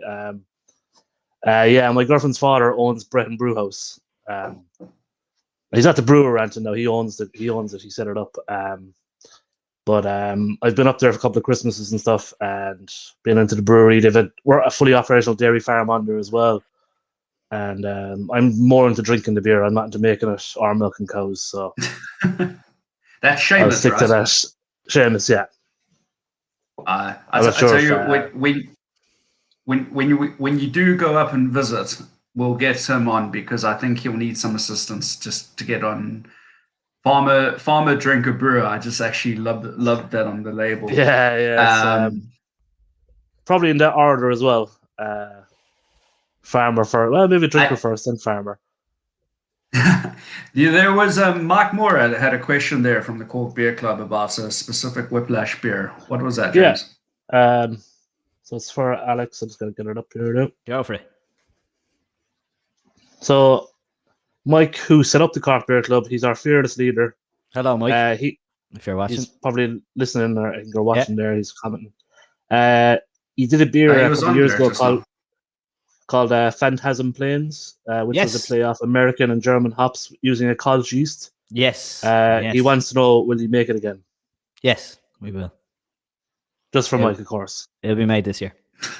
Good bet. Short, There you go. short and sweet. That was what. It's coming. It's on the way. Yeah, we've decided to make it this year. We do an annual plan. This is how I can tell you. Like, I just sit down and map out exactly what we're going to make. There'll be stuff that falls into, this is in the pilot realm. I don't know if it's going to make it. And there'll be stuff that is, a repeat brew, or, something that we generally know the mechanics of inside out. And, Phantasm Plains is coming out this year. Yeah, definitely. I suppose, like, just on another side note, I mean, from where you started, you spent some time as a gypsy brewer. You mentioned earlier when we were on the show that you were at Gypsy Hill, and you spent some time brewing in Switzerland. Yeah, but your I've noticed on your feed that you've got all the way out to Japan now. That's a market to get to. I mean, it's almost like you skipped Europe.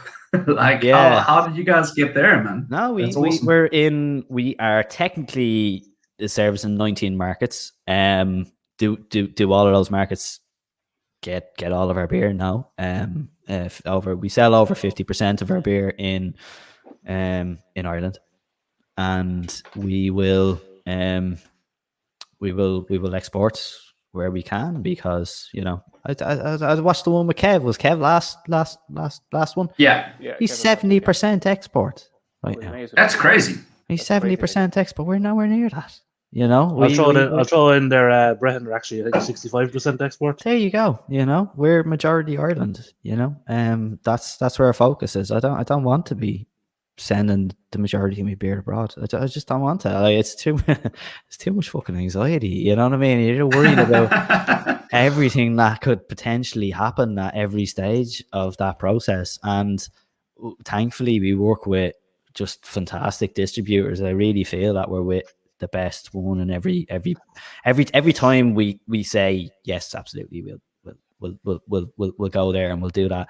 Hiroaki, who buys our beer in Japan, his company is over 100 years old.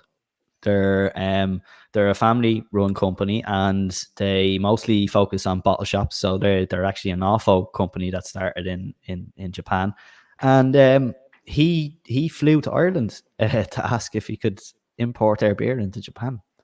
And that's awesome. Like, that's mental. That's mental. He gave me the entire chain of how it would be handled. He air freights the beer. It lands in Japan sometimes quicker than the UK, and it's entirely cold chain. And he doesn't want any more than he can shift in 2 weeks, and that's perfect. Brilliant. There you go. So we only sell him what he can sell exactly then. He doesn't want any more than that. We don't want any more than that. And that's why you see our beer as far away as Japan. But it's because that's exactly the type of people that you want to, like. I mean, if you will do that, I will absolutely give you my beer, because, like, the commitment there is just incredible, and that's amazing. And people there try our beer and they really like it. And so we give Japan an L shout out on the socials, because we can't believe that we're that lucky that people enjoy our beer that far away, and we'll do that. But I don't necessarily want to send my beer absolutely everybody. The majority of it should always be in Ireland, because that's the most reasonable, sustainable thing to do, and that's how we do it. So the UK is big for us, and will remain in the UK. So we'll keep doing that. I know Brexit has cast a big doubt over everything there, and big in Japan. Yeah, well, I'm nearly 6 foot. So, there you go. Really? You look smaller than that. Well, I'm sitting now. So, yeah, the UK is the main. You know, they're our biggest neighbors. 60 million people live there. You know, we at the same time we wouldn't be able to be 100% Irish brewery to do what we need to do if we focused on doing that. We'd be making red ales, and I don't like red ales in general. I just don't like them. So we don't want to do red ales. The funny thing about you just mentioning Japan there, like, I mean, I think of Japan and German being very similar, where they're very disciplined, like streamlined, and just what you were talking about, how he's going to get that beer the entire way cold chain quicker to Japan than you can in the UK, and then you only want it for 2 weeks. You know, like that's it. Boom, 2 weeks out, bring the next one in, and then you'll get it. Like it's just You have to respect that. Like, I mean, 100%. That's fantastic. Like, I mean, you have to. There's people at every part of this whole chain. There's people who work in distribution, in bar sales. Everybody is doing that. And you know, when you meet somebody like yourselves, and you're doing a fantastic job with beer in Cork and with beer in general, and doing sit downs like this, or distributors who are really like, just really focused at making sure that, like, no, we want to do it not necessarily the way it's done now, but the best possible way that we can actually do it in this climate. To be asked or to be part of that is something that you shouldn't say no to, because that's, you know, the rising tide floats all ships, all of that. So that's important. Did we touch on Surrender to the Void, or did I into the? We go for it. This is this is my favorite. I'm delighted that this is a Cork beer by, you know.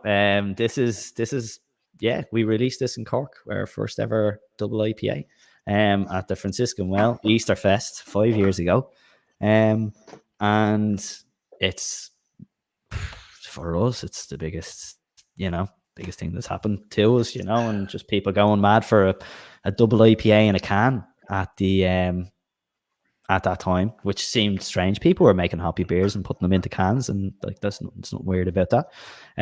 But for some reason, people just love Surrender to the Void. When I did it, I was just like, right, okay, I want to make an exceptionally hoppy beer, and that's the way we should do it. And I mean, the amount of anxiety making this beer for the first ever time was absolutely killer, you know, because you're trying to achieve so much of what you like about other people's beers. I mean, I've been traveling to the US and stuff long before that, and wanted a beer, you know, that really was as hoppy as stuff that I tried over there.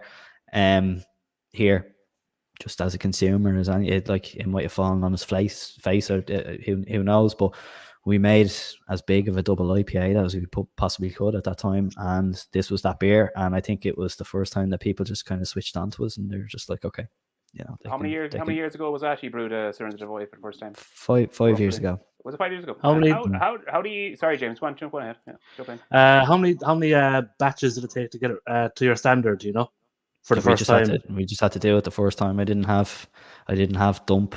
You know. Yeah. So it's like, all or nothing, really. That was it. It was you were putting your whole everything on the line for that. I was gonna kind of add to that. How do you think it's held up, say, versus the double IPAs like Shades of Marlow you're making at the moment? How do you think it compares? Do you know? I think has it you know, the way taste buds change and people's perception of the hops kind of go, you know? We made this point a couple of years ago that we did increase things, and we did increase the hops and stuff like that. It's thankfully like more hazy these days, which, you know, isn't it was something we were going for at the beginning, with the limitations of where we were brewing didn't allow us to really let all of that through. I feel that now it's probably far more, you know, to the mark of what I wanted to make at that very first time. And just the nature of working in Rye River and just the way things are processed and stuff like that, and everywhere we've brewed it since, just meant that it was a slightly, like, you know, less opaque, you know, as it was a slightly different beer at that time. You touched on limitations there. It brings me on to kind of a follow-on question that was raised, I think, a couple of weeks ago in another episode, I think with Rick, that if you had no limitations on raw materials and costs, what would you brew? That kind of ties with Brendan's question as well. Yeah, ties in Brendan as well. Yeah. On costs and stuff.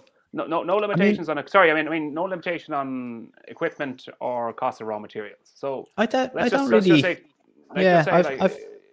that you have every bit of brewing equipment available to you, modern equipment. The cost of the raw materials are irrelevant, so you don't have to worry about them. What would you kind of?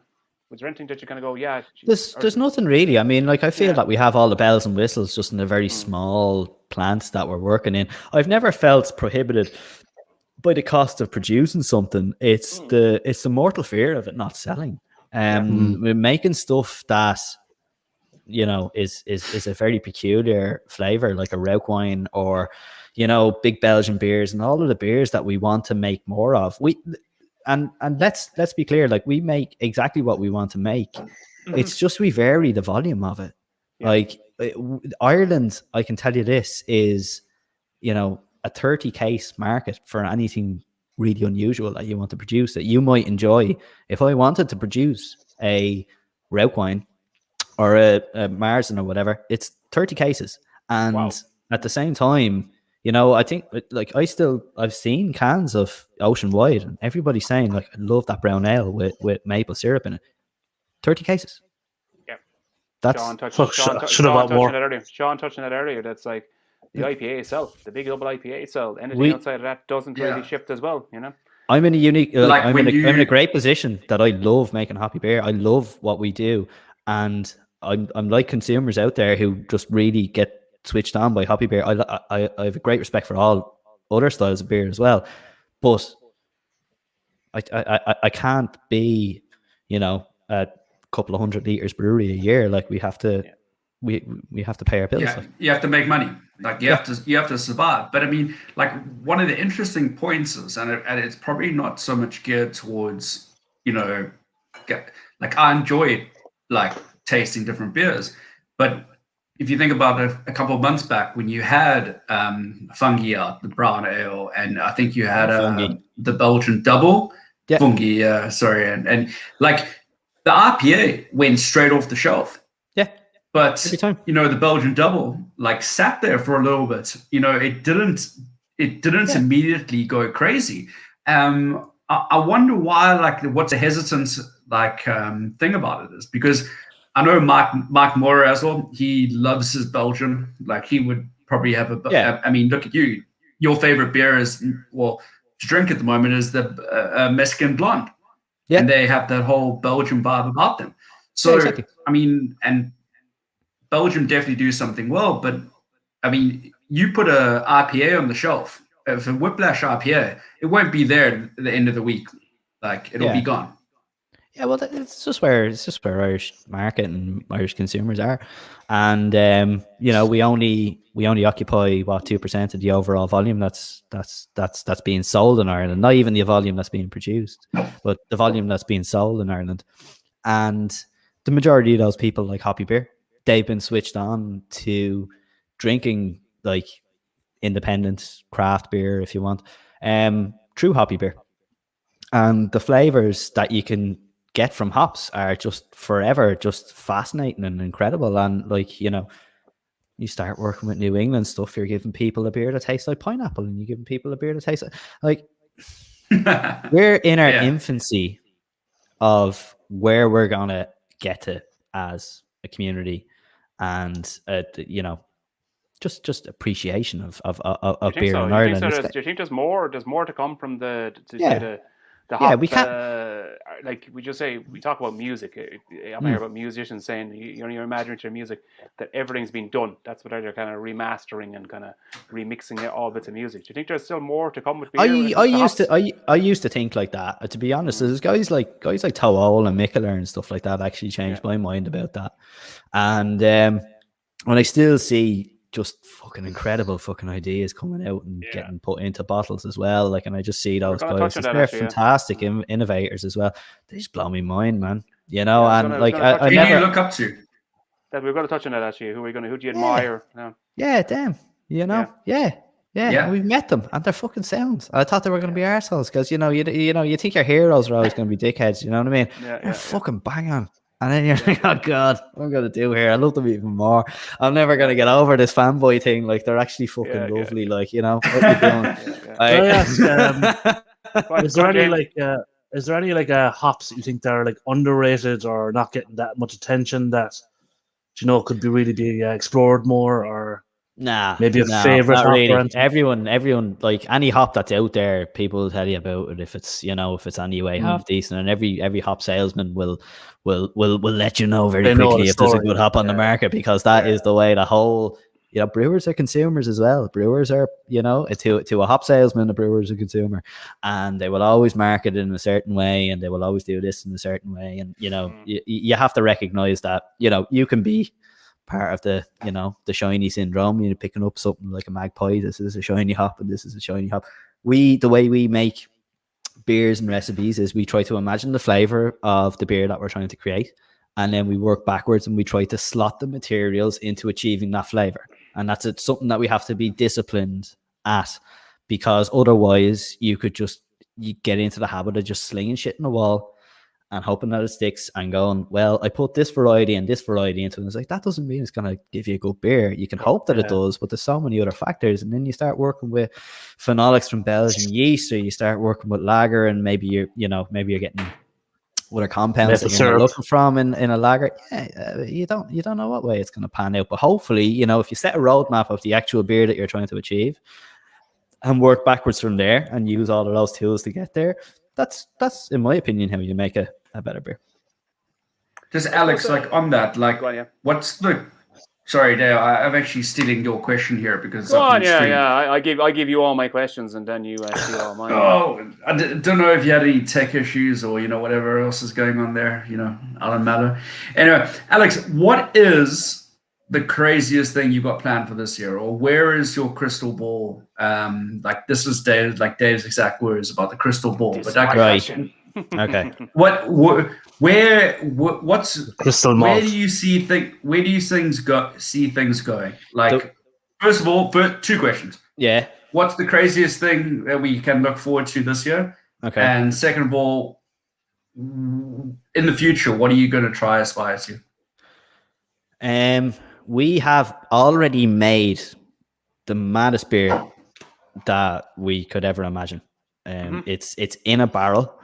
And if that makes it out this year, it's mental. I'm not even going to say if it's good or bad because it's so outside of the framework of what you understand with beer. It's freaked everyone out in the brewery. It's actually bothered people. It's like, is that a beer? I don't even know. It's really weird. What style is it? It's a barrel aged beer. I can't tell you right now. It's mental. We've done it as a collab with our friends in Sweden. And we are aging it in and we're getting where it needs to go, but it is mental. And I've showed people videos of it, and it's freaked people out visually, and it's really worried people that it's happened. it might start a race. Like, what color is it? Mental. It's brown. Have you got very brown? Have you got another surrendered, Alex? Have you got another surrendered void? Stick that down your neck and you'll tell us all the information. I did exactly. Yeah, that was the plan.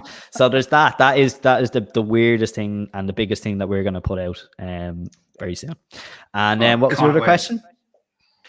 In the future, where's Whiplash going? We actually want to focus a bit more on traditional processes. We want to focus on decoction. We want to push decoction into ways that we want to go into. Maybe we have a lot of lager on the way. We've been dialing in our kit for about a year now to work with the lagers.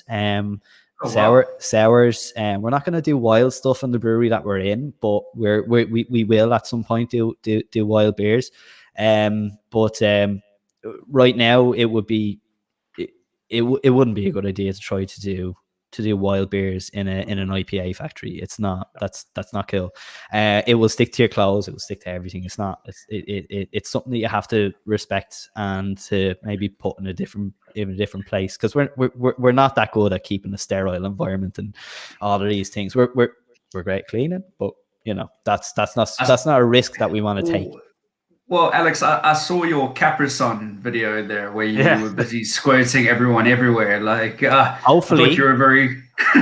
they've been ignoring me for like fucking 5 years now as well. Like, we constantly fucking goad them into like, here, listen, we have to make this happen. I just want to make a Berliner with Capri-Sun. That's the plan. So there was a very funny April Fool's joke which had the Capri-Sun, that little the yellow belly. Citra, yellow. There we go, James. And I actually bought it. I thought it was that. I was like, what the fuck? It's done. Straight onto the website looking. How can I? I'm gonna get another can. Just give me a sec now. Go for it. Right. All right. Anyway, James. So I think we've got some exciting news. Yeah. Do you want me to break it, or are you gonna break it? Or? Yeah, you break it, man. Yeah. So the Beer House and the Cork Beer Club have teamed up to do a homebrew competition. We're announcing it live tonight, so get your ideas in, get your recipes on board. We're going to do a light side and a dark side. So for the light side, you got your typical pale ale, IPA, maybe blonde ales, saison, and then the dark side, you've got your stouts, your black IPAs, and your, I guess, brown ales. If anyone wants to throw a maple syrup brown ale in there, that'd be great.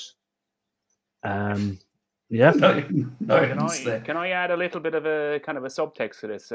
I was talking to Sean briefly last night. I've been looking into, and I didn't tell you this, James. I thought Sean jumped the boat a small, but we were going to discuss this off air probably afterwards before we. But I've been looking into to hopefully getting it brewed commercially. Yeah, Sean mentioned. So maybe when people are throwing their entries in, think of. A beer upscaling, that would sell. I guess. No, like downscaling is small, but don't be throwing us like if you want to enter the competition, you could win the competition with a 7% double IPA, but think about a beer that will be sellable to the members of the Cork Ale Trail. So Bradley's, the Franciscan Well, the Friary, the Abbot Ale House, and the Beer House. This will have to go on a bar. So I'm not saying the brief is 4 to 6%, but if we want to brew it, this is kind of the parameters, It has to be. It has to be sellable. Talks of a similar competition just before COVID started, and we had some momentum built up. But COVID hit and everyone's lives changed, and it took a complete back burner. We had a brewery lined up to brew it and all, but I think there is in the Cork Beer Club anyway. There is members, home brewers that run that line of thinking anyway. A sellable beer. An approachable beer, you could say. Yeah. At the moment, I've talked to Ronan just asked there who is brewing it. Larkins are the brewery I've talked to about brewing it. I haven't spoken to anyone else at the moment. He's got a small kit, but 600 liters, so it kind of works, Bigger than ours. You might not think 600 liters is not a beer, but ultimately, that's a pilot kit. Well, not a pilot kit, but it's 600 liters. Yeah. That's our production brewery. Thank you very much. Yeah. You can brew it, so Whiplash brew it. Yeah. That'll be a little. What have I wrote myself into now? Another Whiplash Larkins. Disagree. Disagreement. Right. Anyway, moving on. Let's move on. James, thank you. I look forward to you giving me some free beer from Seamus. So I'll send you my address later. If you have any freebies. If you have. I'm still waiting for a freebie. I'm still waiting for my fucking freebies. Fuck's sake. James, if you have any further questions for Alex, otherwise, yes, time to that was it. We got those couple. Yeah, good man. Thank you, James. And any old homebrewers and all out there, we still have time to answer any questions. This is very close to my heart as well. And any help out we can give to homebrewing circles and stuff. Hit us up. Yeah, absolutely. Any polls you're running there in the Cork Beer Club, just hit Alex up for a case of beer. And and we have a poll going on our Twitter at the moment as to who you want to see us doing our next collab with. So if you could head on there and give us a bit of feedback, we'd really appreciate it. We'll all give that a retweet and a retweet. Please do. Magic. Yeah. Next time for the next guest. So I think we'll bring on Yurka. Yeah. Beer House. Thanks very much, James. Thanks, James. Good night, James. James. Yeah, that's great having you. We'll bring on Yurka, our next guest. He's probably geez, it's actually a two. It's a 2 for 1. 2 for 1. Hey, Jurka. He wasn't expecting us. Yeah. No, good. No, But this is what happens when you go to Eastern Europe. Central Europe. Be careful now. So we've got one here from Dave. What are you gonna call this mad beer you were talking of? That is the only one I've really racked my mind to Mad beer. call That's it. a great name. And Mad the beer. the running joke in the brewery and with the guys that we did it as a collab with has been that thing in Jurassic Park, you know, when Jeff Goldblum just goes, you know, you spent so long thinking about how you should do it. You never thought about you never thought about thinking how to do it. You never thought if you should have done it. And that's where we're at with this particular beer. I don't think it should be unleashed on the world, but it definitely needs But you to have be to out do there. it. It's There's no going back. Sean, will we do our quick mad. fire while we're waiting on Jurka? With I Please think do. so. This is time. Please so the rules are you Yes. have to have a beer next to you, which you should have. which I do always. You have always a working with a beer minimum in hand. of maximum of 2 seconds to answer the question. Mhm. Every failed answer will be a forfeit Okay. of 1 sip. And yeah, we'll keep it clean. And good luck. Thank you. Go for it. when you're ready, Sean. You've got the questions. I'll just fuck off. You got the questions. I told you to do it, you dummy. I told you. I told you to put Here's it together. the rules. Did anyone bring the told- questions? Nah, I forgot. Okay, give me a Okay, let's bring on Jurka and I'll get the questions. I thought you had the questions, David. Jesus, Look man. at this. You have me all fucking. Jesus, it's gonna be We're tough. building you up. We're building you up. Questions, by the way. No. I told him to do the questions for the first time ever, and he didn't do them. Anyway, yeah. Amazing, amazing. Give me a second, I have to go get them. Bye-bye. This is where you say. This is where you say, "Ye goals." As Kevin would say. This all is Hackala. I'm gonna go look on my phone right now and go like, this is not my responsibility. You're prepared. Are you ready? No, it's fine. I've got them here. I'm so sorry. I pulled myself together. Now. This is obviously Have you got him? Have you got him? serious business. Just give me a Serious second. business. Can you hear that? Jurka, how are you? I'm doing well. Oh yeah, you know Alex from Whiplash. How we doing? This is Alex from Whiplash. How you doing? How All right. are you, Alex? How are you? Oh, we got 2 for 1. We've got Me flux as well. too. Two Can you beer hear house, us? 2 beer house regulars. Oh. Are you on the? I don't know thing. I'm just a dog sitter. Are you on the Whiplash tonight, lads? Yeah. Oh yeah, definitely. We are on the third can. Send us to the void. Doing well. Yes. Doing well. Yeah, we're on the one that's gonna send us over the edge as well. You know. Lay down all thoughts. Yeah. That's it. We're gonna. Good. While Sean is scrambling to throw the questions together, I suppose. Have you got a? Exactly. Have you got a favorite Whiplash beer, lads? For me, rollover, and now definitely the surrender to the void because I'm fan of double IPAs for the last 2 months, 3 months. Yeah, that's the job. Nice one. Yeah, nice one, lads. It's something really new for me, and I'm enjoying it. I can say, yeah. Of course, Jurka, you're a member of the Tour de Goose 5. You know Yes. The lads who had the famous poo at Boom. We won't dwell on that, but you would like to say the famous Sour Power group, yeah? Yeah. we had who do we have on a couple of weeks ago? We had who do we have on a couple of weeks ago? Was a member of that? I can't remember who. But we brought that up in conversation. Leon, probably. No, it wasn't Leon. No, I can't remember who it was. But that was a great trip. Have you ever been over on a Tour de Goose, Alex? I haven't. I'd love to go. It generally coincides with Mikkeller Beer Festival. It's almost always the same week. I've spoken to Tom about it, and He loves it. He's just blown away Hook by up, it hook as up well. with, hook up with Grand Cru. They'll bring you over for free. I was lucky enough to pour beside Carol Bone in Billy's Beer Festival. It wasn't last November because of COVID, but in November just prior, and me and him basically paired up for the whole week. At the end of the festival, he poured a mega blend from the Tour de Gueuze from my Scaldi shoe. That happened. Instead of, he didn't have a basket with him, so I gave him my shoe, and he placed it in the shoe, and it was the roughest looking fucking shoe you've ever seen in your life. And I still have a video of him pouring out just a mega blend out of the smelliest shoe you've ever smelled.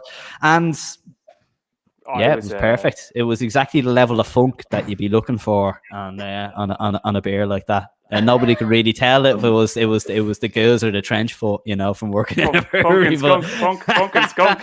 He fucking loved it. He absolutely fucking loved it. So respect for Bone, as they prefer it to be pronounced. Is that pronounced? Yeah, Bone.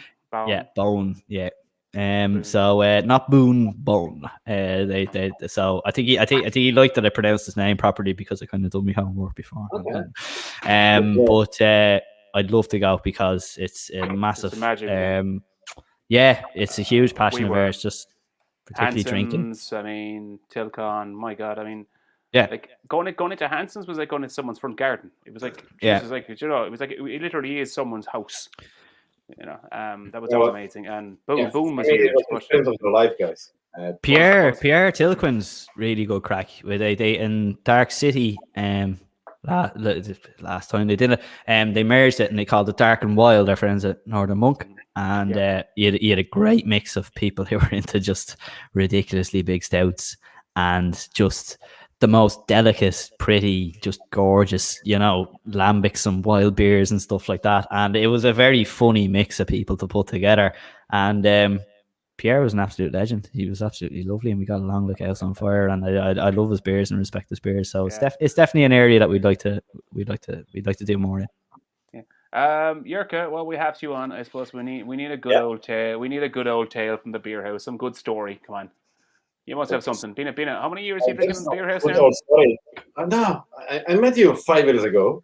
Yeah. It was good pub. You had a Pilsner Urquell for me. It was all good. I didn't know anything else and just a fucking lager from Czech Republic. It was good, great thing. 6 weeks later, he was like, nah, I'm not doing Pilsner Urquell anymore. I have just Budweiser in favor of the Budweiser and this supplier. Yeah. You are on your own. I was like, man, I came here like 5 years ago. It was for me, but I didn't know anything else than the beer house, my job, and my accommodation. I was happy that I had my Pilsner Urquell. You said, no, you have to learn none of the beers. Man, you opened me new gates to the new worlds. IPAs, sours. IPAs, sour stouts, all the porters. Well, then the lambics came through 3 years later, I'd say. So I don't know. I should love you, but on the other hand, I kind of hate you. Yeah. I don't know. It's hard to say.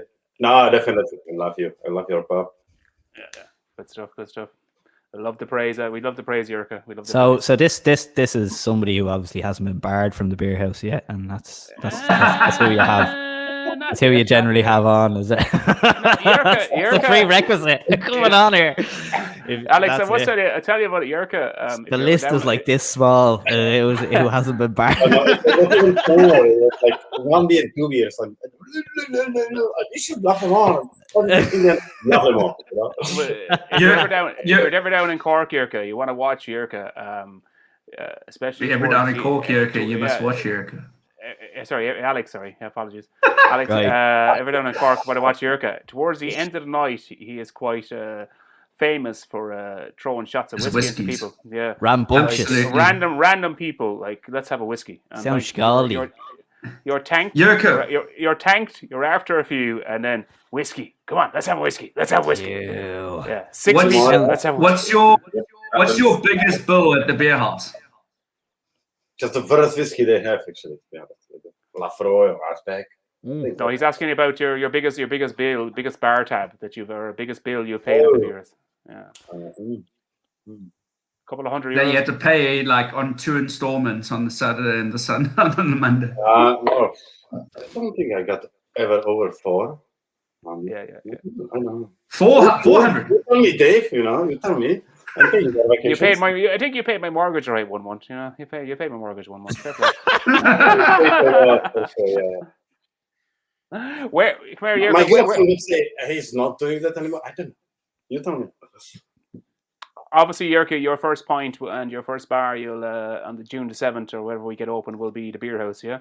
What will be in your hand? And Flux, while you're there, what will be in your hand? What will you go for? What pint will you want to put in your hands? What's on the menu? I would be looking for something really regular where I can go in hectoliters, like Ambush or something like that. Yeah. Drink 7 or 8 of them, like If nothing like that would be in the place, it will be KPA.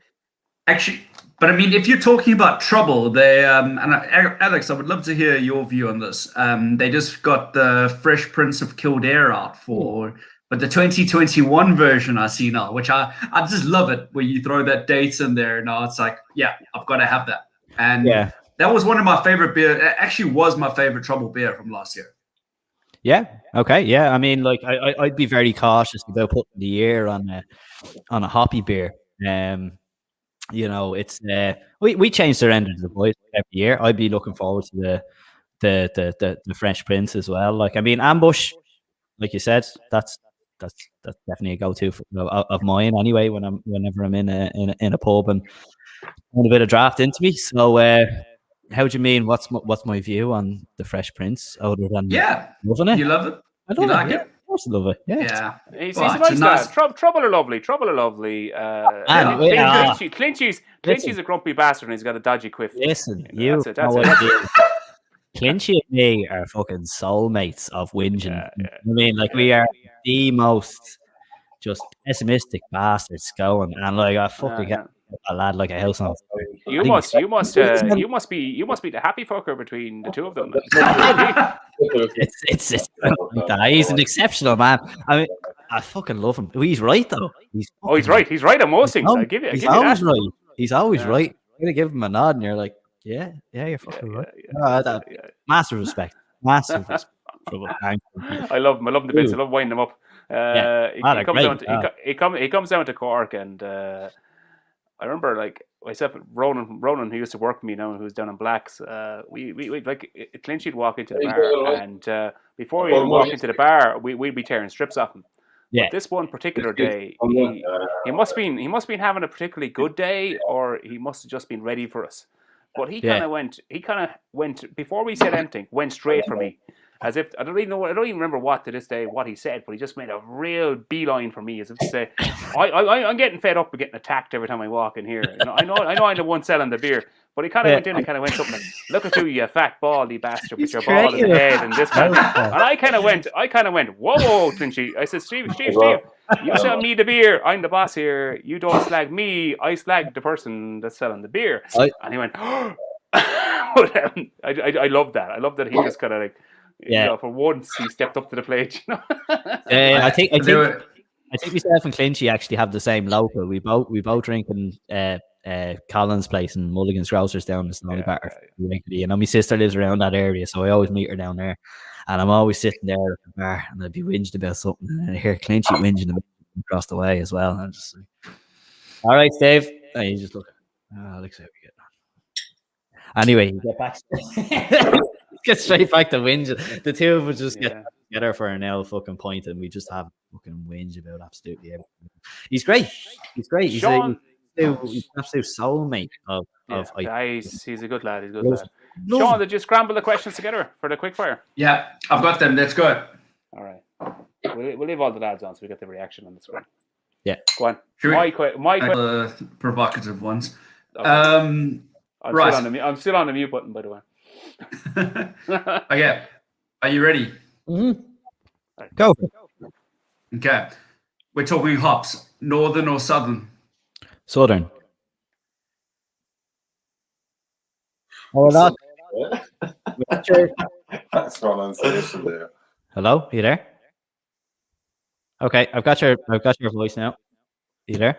Go on, go ahead. Yeah. Okay, go ahead. Where's Sean gone? Sean's frozen. Jesus, Oh, it's working out well. yeah, we've lost his audio. We've got to No, go. I'm right here. Like, David, stop it. Shut up and just talk. Tell the questions. Okay, right. Miho, Martin, or Leo? Neither. Fuck off. Get out of there. You have to. Okay, that's You have a to fair choose one. one. West Drink. Coast- In a scrap? Wait. No, we're not asking you. We're not asking you to shift them. Jesus, which one do you prefer? You up the yard. Yeah, I'll drink for that. West Coast or East Coast? East Coast. Irish or Scotch? Whiskey. Scotch. Wylam or Northern Monk? Well, Liverpool or Man United? I don't care. Drink. Def Leppard or Metallica? Def Leppard. Your man's going to get one arm. That's gas. What's wrong about you? That's fucking funny. Not really like Ireland. Leinster or Munster? We'll know the other one. Okay. I'm not much of Drink it. USA or Germany? fucking gig. What? Beer. Oh, Germany. Easy. The Departed or Rocky? Oh, The Departed. Dark or light beer? Like it. Drink. Anyway, yeah. Drink. I like young beer. Fuck it. Yeah. Drink.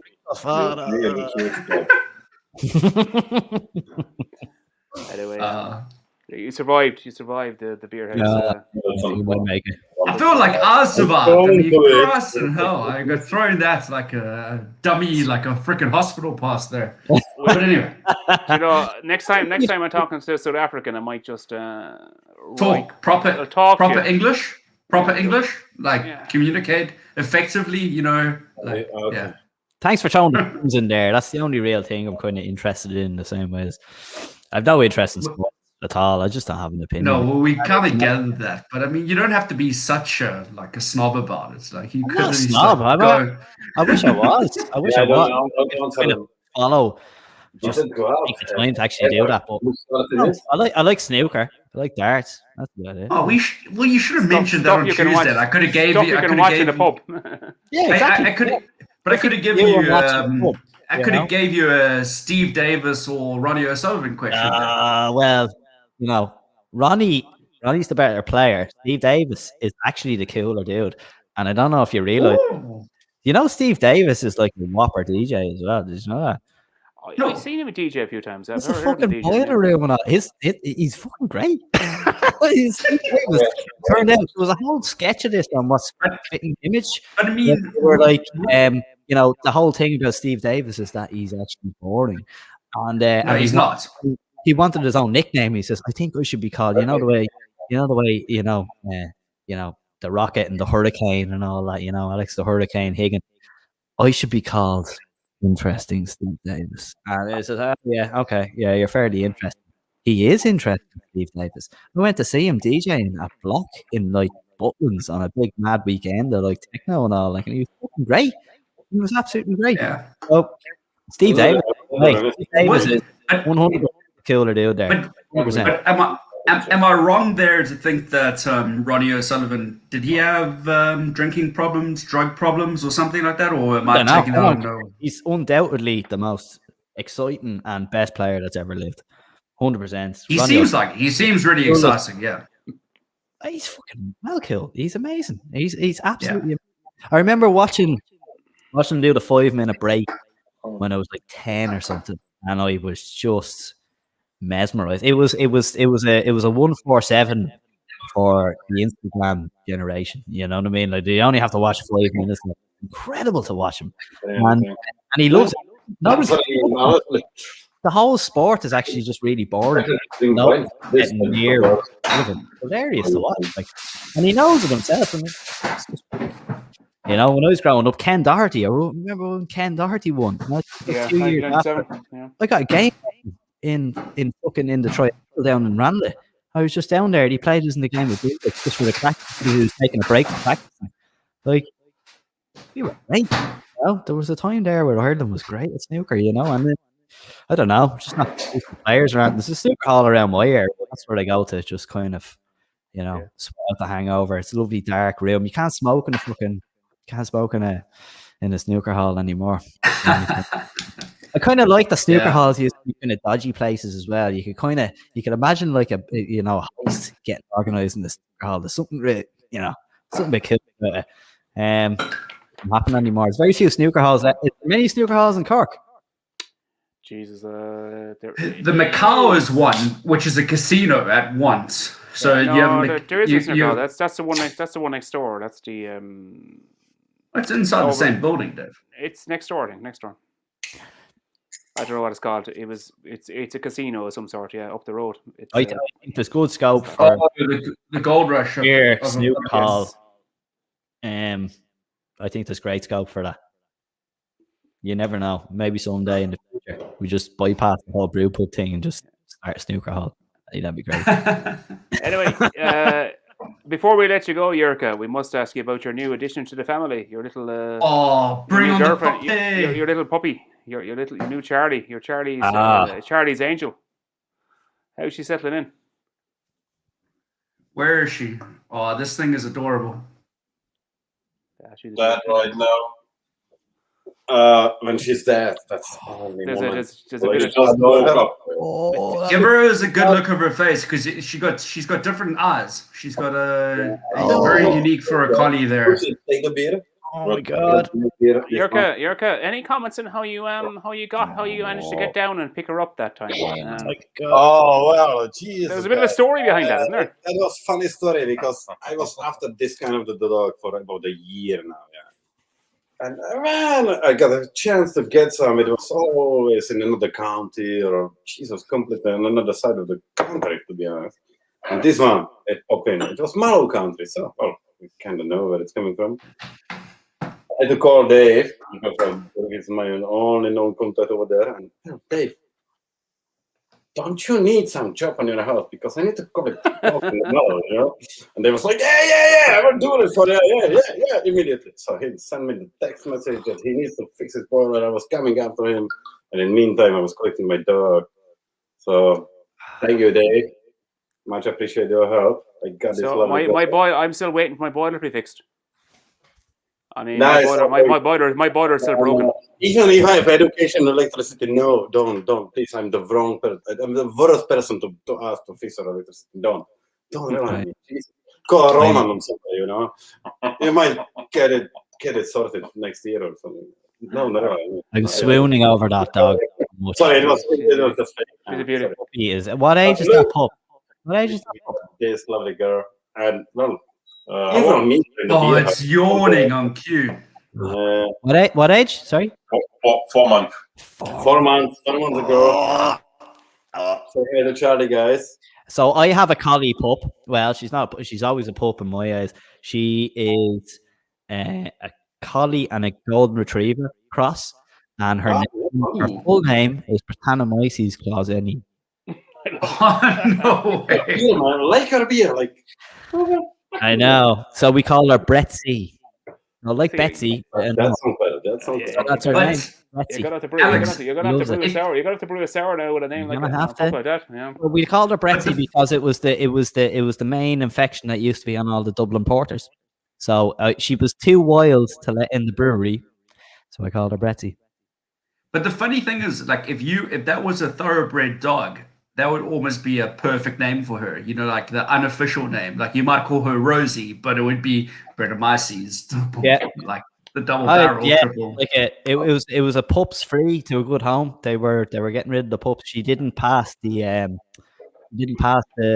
mother was a working sheepdog, and they were trying to get enough, one of the pups to actually go to work, and she didn't pass the test. So your man actually fucking grilled me on the phone at the dog, and that's it. Just he felt I was the right person for the pup and let me off with the pupper. Anyway, Jurka, Flux, thanks for joining us. You've been fantastic tonight, lads. Cheers for joining us. Yeah. Thanks. Come here. Thanks for inviting us, guys. Take it handy. Except drinking a lot of Whiplash beer. Yeah, thank you. Thank you. It's nice to meet you. More sour power, please. We try. Well, come to Cork as soon as this is as best as we can do right now. We're running on a small, but we've got a musician as well, Sean, lined up to wind us up. I think Pat is waiting here, so we better bring Pat He is. on. He's been there for a while. Like Pat he's just sitting. there. He's sitting back, like looking very cool. Pat, sit down. Hello. We bring Pat on. How are you, Pat? Oh, hello there. How are you getting on? Good. I'm enjoying everything. I'm learning from me, Alex. Get away. Yeah. I'm learning stuff. It's absolutely fantastic. Nice to meet you. all I want to do is taste Whiplash beer, all the beers you have. That's all. We'll get you some booze as quick as we can. Absolutely. Come here, Alex. Alex, the he plays good music. We'll send him beer. It's really, really good. It's absolutely fantastic. Beer and snooker. That's the way to go, huh? That's it. That's always right. That's it. Yeah. Did Alex is a microbrewery in. I was telling you the other day. Sorry, Pat, in Dublin. You worked in Beamish back in the day, yeah? I did. I worked in Beamish until it closed. Actually, I worked there for about 10 years. I wasn't in the brewing side of it, but I was in the other side, and so I was there. I was I'd say I was within the last 30 to leave. I'd say of the brewery when it closed down. What happened was it was taken over by Heineken, and then we were let go. You know, which was I know that story too well. Yeah. Yeah, but we did a movie on it. You know, we did a movie called My Beamish Boy on it. You know, Okay. we kind of interviewed all the old heads in the brewery at the time. You know, and all the old stories and everything like that. So do you know what? It was absolutely fantastic to be part of the tradition in Cork. You know what I mean? Tell us, Pat, where can someone find that movie if you wanted to watch it? Is it online? Vizimo, you can see it in Vizimo. Vimeo, yeah. Vizimo. I'm sure if you throw it into Google search, you'll probably find You'll find it, yeah. Yeah, no, You'll find that on we'll YouTube. come Or up, something. yeah, it's What's it called again? My My Beamish Boy. Beamish Boy. So I have a look at it. It was about it was kind of about the ending of the brewery, really, and it's kind of stories and the traditions that were there and the kind of old characters that were part of the brewery, you know. And can I make this point, just not to cut across you, but Go on. Yeah. the Beamish Brewery is older than James's Gate. Can we make that point? I mean, yeah, very good. And they were the larger company up until Guinness's made their expansion in the early 20th century. Yeah, they were always the bigger brewery. So that's something that Cork has over Dublin, no matter what. It's funny how Listen, Cork is. I'll give you very this passionate. one, and you never even asked me. But if I had to drink a macro stout, I'd drink Beamish over Guinness any day. Well, yeah. Oh, And you'll find the most. you're flirting with everyone. You'll find the He's most. flirting with Pat. He's flirting with Pat now. He's flirting with Pat. Most brewers in our plant will agree with that as well. It's an open secret that we do, but enjoy Beamish when we've no other independent option there. Happily You flirted with a nitro stout once. So you did a nitro in the keg, didn't you? It's out there when pubs are open. Yeah, absolutely. Our nitro stout slow life, and we use Maris Otter from Warminster, which were actually established by Guinness back in the day. It was actually the grain. Maris Otter actually was developed by Guinness in Park Royal. Okay. Yeah. Well, that's how they used to produce it. So yeah, sorry, back to you. Actually, Pat, before we get go on, jump in, Pat. Go on. Yeah, they actually, you know, like when the brewery closed, they brought over the Beamish to Heineken, you know, and it was actually nearly the other way around. Actually, Beamish nearly closed Heineken a couple of decades ago. Actually, Yeah, they got back at them in the end, but they actually when they transferred the Beamish to Heineken, it was terrible for a while, you know, because we're just transferring it over, but it ended up actually being brilliant. They did a fantastic job, actually, Heineken, you know. So I like Beamish too. It's a big chewy, decent stout, and a lot of respect for Beamish. A lot of respect for Cork stout, since I've gotten out of, you know. it's got flavor to it. It's got flavor to it rather than the Guinness. It's all malt. It's all malt. Yeah, it's a big Like, big. You can 50% food barley or this or that or whatever. It's you know, it's how you'd expect a good macro beer to be made, but it's still macro beer. But you know, I take that over Guinness any day. I just hope you're safe up in Dublin now. It's a dangerous place. You know, there's a lot of violent people up there. Like, you know, Cork's just different. Like, I hope you don't get taken out by the Guinness Mafia or Guinness Mafia. anyone else. See those lads. They come at me, pal. Stay just fucking Guinness. You're all right. Myself and Pat, lads, did a tech check the other day. Checking the sound and stuff, and I asked Pat. I said, "Pat, come up with a good story about the beer house." And he actually came up with an absolute cracking story. I asked him, Jesus, and Pat, you have to recount this story. Yeah, there was actually, actually, there was actually. Do you know we actually there was a use. I'll tell you two stories. Actually, one of the stories was that we used to play in the beer house, and one of the guys asked us to play at the wedding. You played as a two-piece, the Frets, yeah, yourself and Yeah, the Dave. Frets, the Frets to play at the wedding. We ended up playing all of the friends' wedding. It became a tradition, actually. so thanks, Dave. Thanks, Dave, for doing that. My God, we made some. It was very profitable for us. Thanks for you letting us play in the beer house.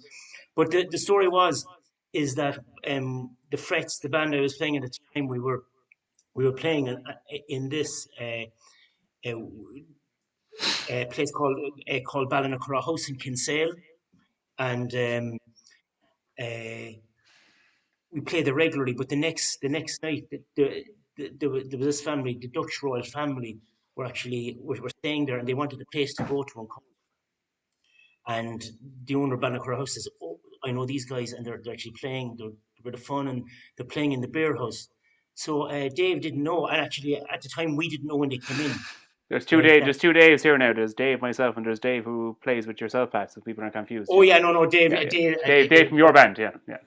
No, you didn't know. I didn't know either. None of us know. None of us knew. This Dave here, and you, and that we actually we actually played for the Dutch royal family came into the bar, and for the night, so we actually played for the royal family, and you served them.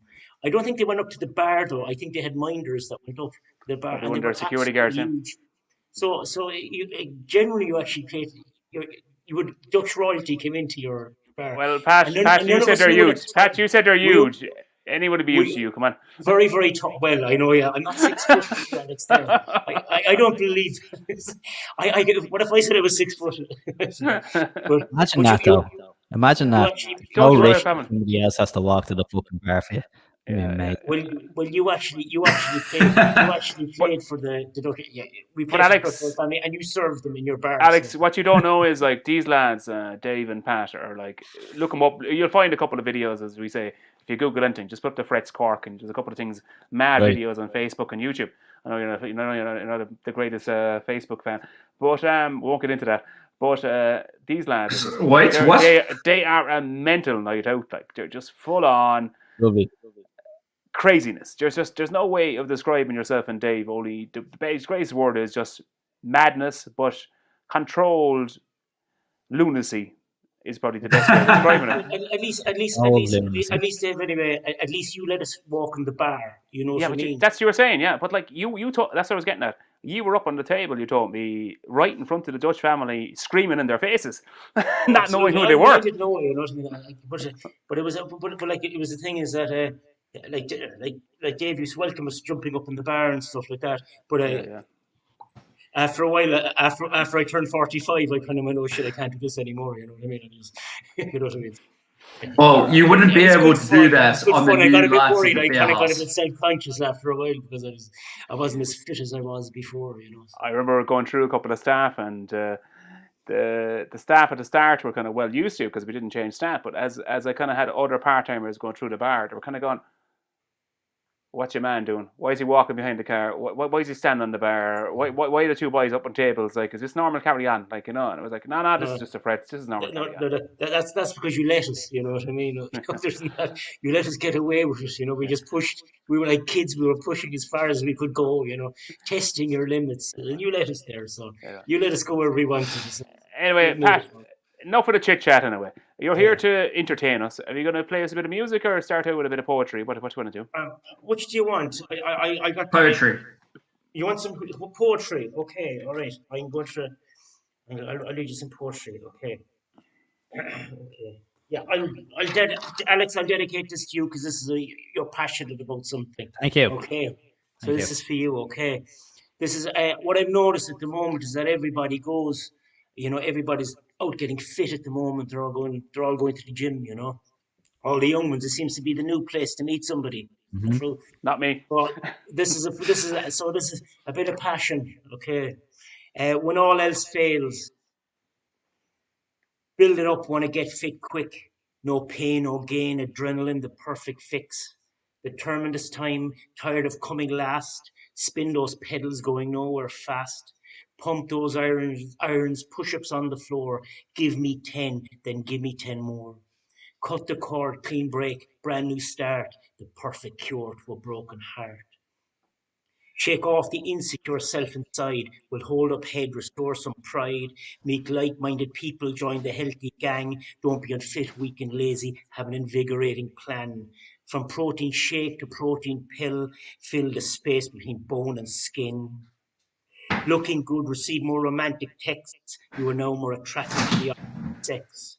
Wherever life is going or where it's been, where the fat get thin and the slim stay slim. When all else fails, you go to the gymnasium. I like Thank it. you, adulation. I like it. I like it. I like it. Well done. I really like Come that. here, You're like Sean. That was you're you, like a Alex, cork. because it's passion in it, and you're passionate about, You're like a cork. about the brewery, and I like that came I across appreciate that. so well. John Really did, it really came Cooper across. Clark in his pajamas was What's that? John Cooper Clark in his pajamas for me. That was powerful stuff. Oh, John Cooper Clark. Okay, I very love him. good. That's Yeah. great. That's a good thing. No, you had the same meter, you had the same delivery. I really like that. I really like that. What you don't I'll know, read you, I'll read you, I'll read what you you don't one know, more. Pat, Then. is Sean is a personal trainer, so that probably hit home with him. Oh, is that you? Okay, yeah. Yeah, Okay. like So he's probably sitting there going, "Why didn't you dedicate it to me?" So you can he gets upset. Dedicate this one to him, Sean. Pat, yeah. I'm going to dedicate this one to you. So I'll do one more poem, then I'll sing a song. Okay. Dave, you might recognize this one. You have with young kids and stuff like that. Having a young child and everything like that. Yeah. Ever since my daughters were born, I started discovering the old fairy tales. And I often wondered, the story ends, but you never know where it goes. So I was thinking to myself, what if the sun or the star or the paparazzi got hold of, the fairy tales, and where did they actually end, and they follow them after this fairy tales end. Fairy tale gossip. Little Red Riding Hood, centerfold nude. Rapunzel bald, now covered in tattoos. Cinderella's prince had an affair with her sisters. Snow White, harassed by dwarfs, to go to barring. The emperor now has a fetish for leather and feet. The three little pigs went to slaughter for meat. Sleeping Beauty has issues, is now a substance abuser. But Peep gave up sheep and now an arable farmer. Goldilocks, 3 children with 3 different men. Hansel and Gretel, back in AA, relapsed again. The Beast ditched Beauty, saying he's better off without her. Pinocchio is a convicted pathological liar. Puss now likes to wear red high heel shoes. The Wicked Witch had plastic surgery to remove the wart on her nose. After cutting the beanstalk, Jack's up for manslaughter. The prince turns back to a frog after divorcing the king's daughter. If you're looking for fairy tale gossip, bad luck, and social disorder, so fairy tales don't end in lived happily ever after. Thank you very much. Cheers, Pat. That was funny. very good, Pat. Cheers, mate. Fair play, man. Fair play. Love it. Love it. Yeah, Love it. thank Love you. it. Thanks very much. Thank you very much. So, do you want me to sing a song for you? Will I sing a song? Go for I it. think Go for it, man. play us out. We'll play out. Okay. Play us out in a couple of songs. Before Alex, Sean, we're not going to do our traditional 4 thank yous and our 4 goodbyes. We'll do 1 tonight, all right? How about that? We try that, Sean? Yeah, let's try it. All right. No Alex, guarantees. There's no After 4, guarantees. is it? Does everyone say No. goodbye? We'll probably do 2 goodbyes, maybe 3. We probably won't do 5. But normally what happens is we go, goodbye. It's like a phone call. Bye, bye, bye, bye, bye, bye. We'll come on 4 times after the songs and just go bye, bye, bye, bye, bye, bye, and thank everyone again. So, Alex, thanks a million for the first time for joining us. You've been fantastic. Whiplash, Thank you. Keep bringing us good. Keep bringing us good beer, man. And I'm dying to try your beer. You really sold it to me, man.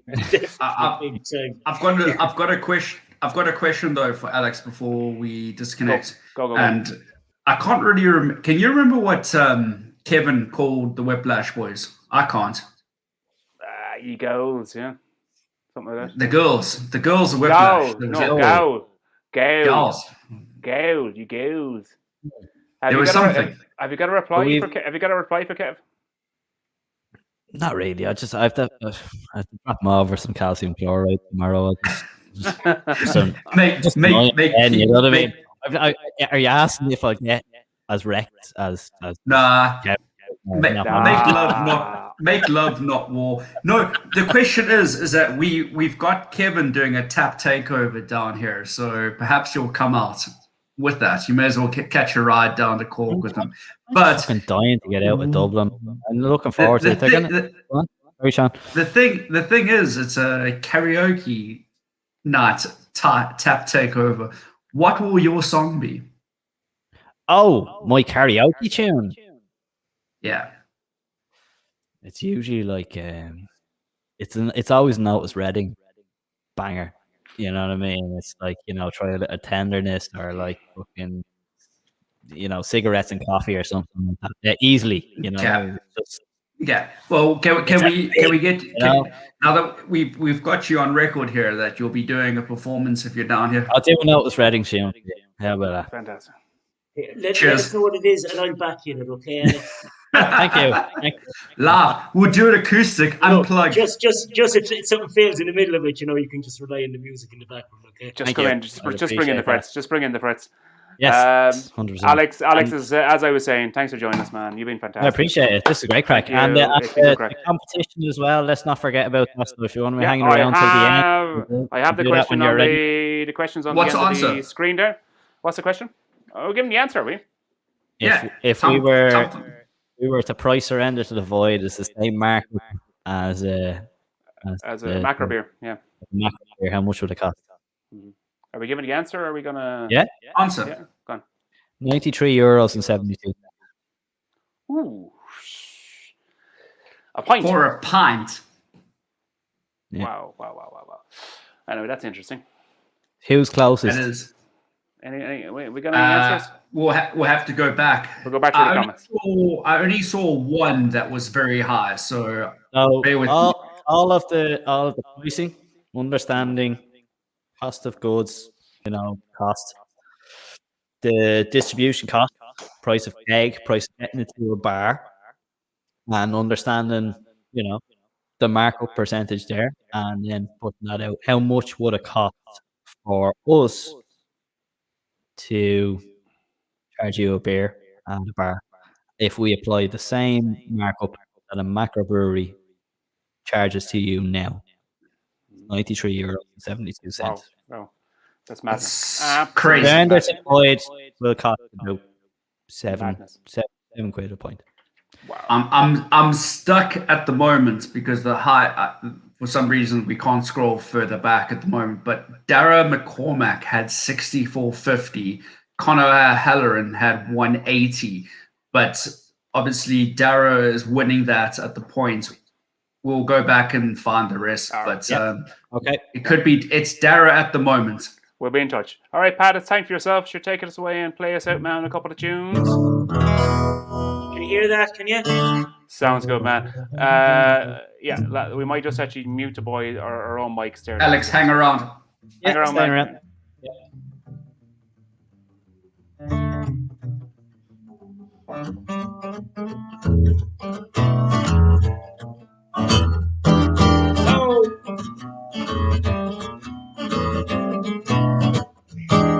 It's a marvelous night for a moon dance.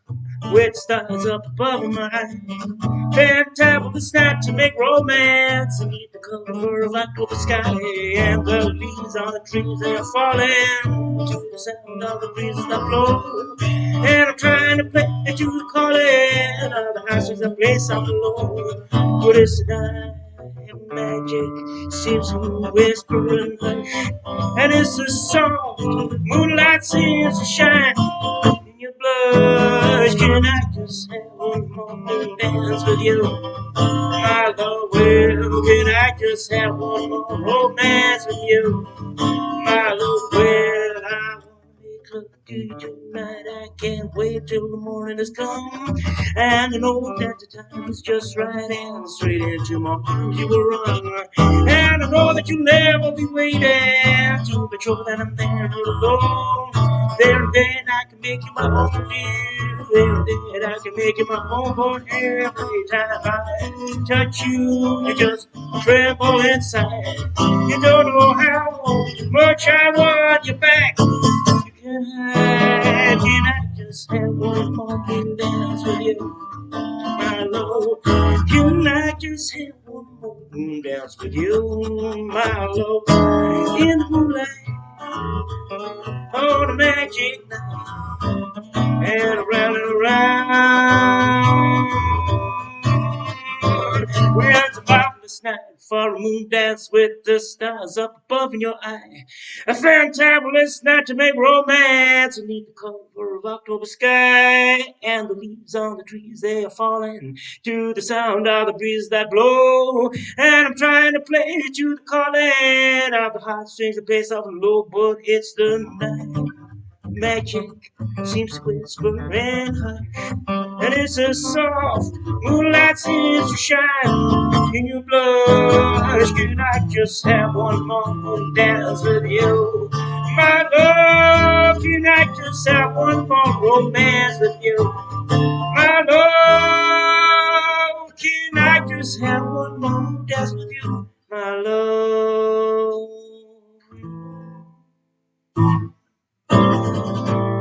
Thank you very much indeed. Thank you for your adulation. Our mics are on. All our mics are on mute, so there was a clap. Thanks, okay. Thank you for your adulation. I was going to say thank you, audience, which is, better than, better than nobody. I'm saying one more. Give us one more. One more tune, please.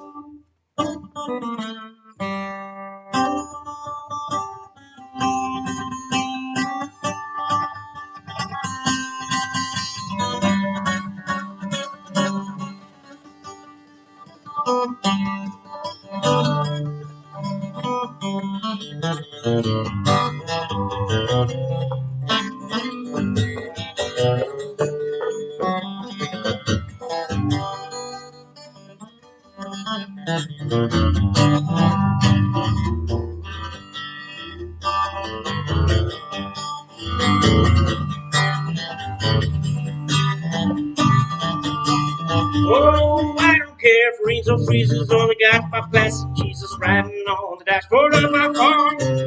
Oh, I don't care to go get serious, only got my Virgin Mary riding on the dashboard of my car. Plastic Jesus, riding on the dashboard of my car.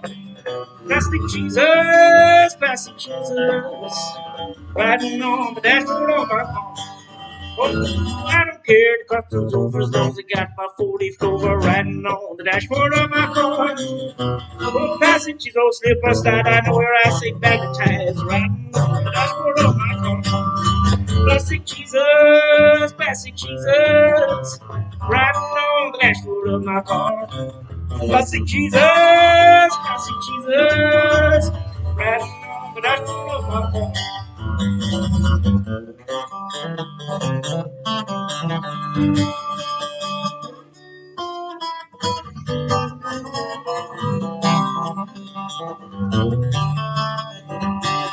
Oh, plastic Jesus should have to go. You magnets fuck my radio.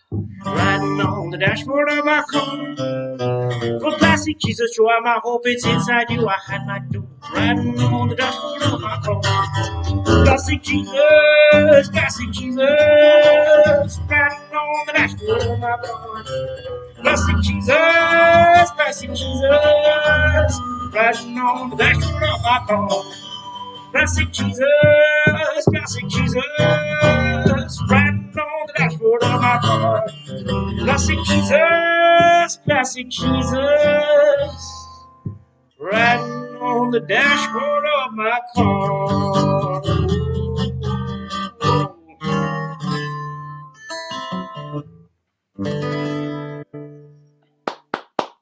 Thank you very much, please.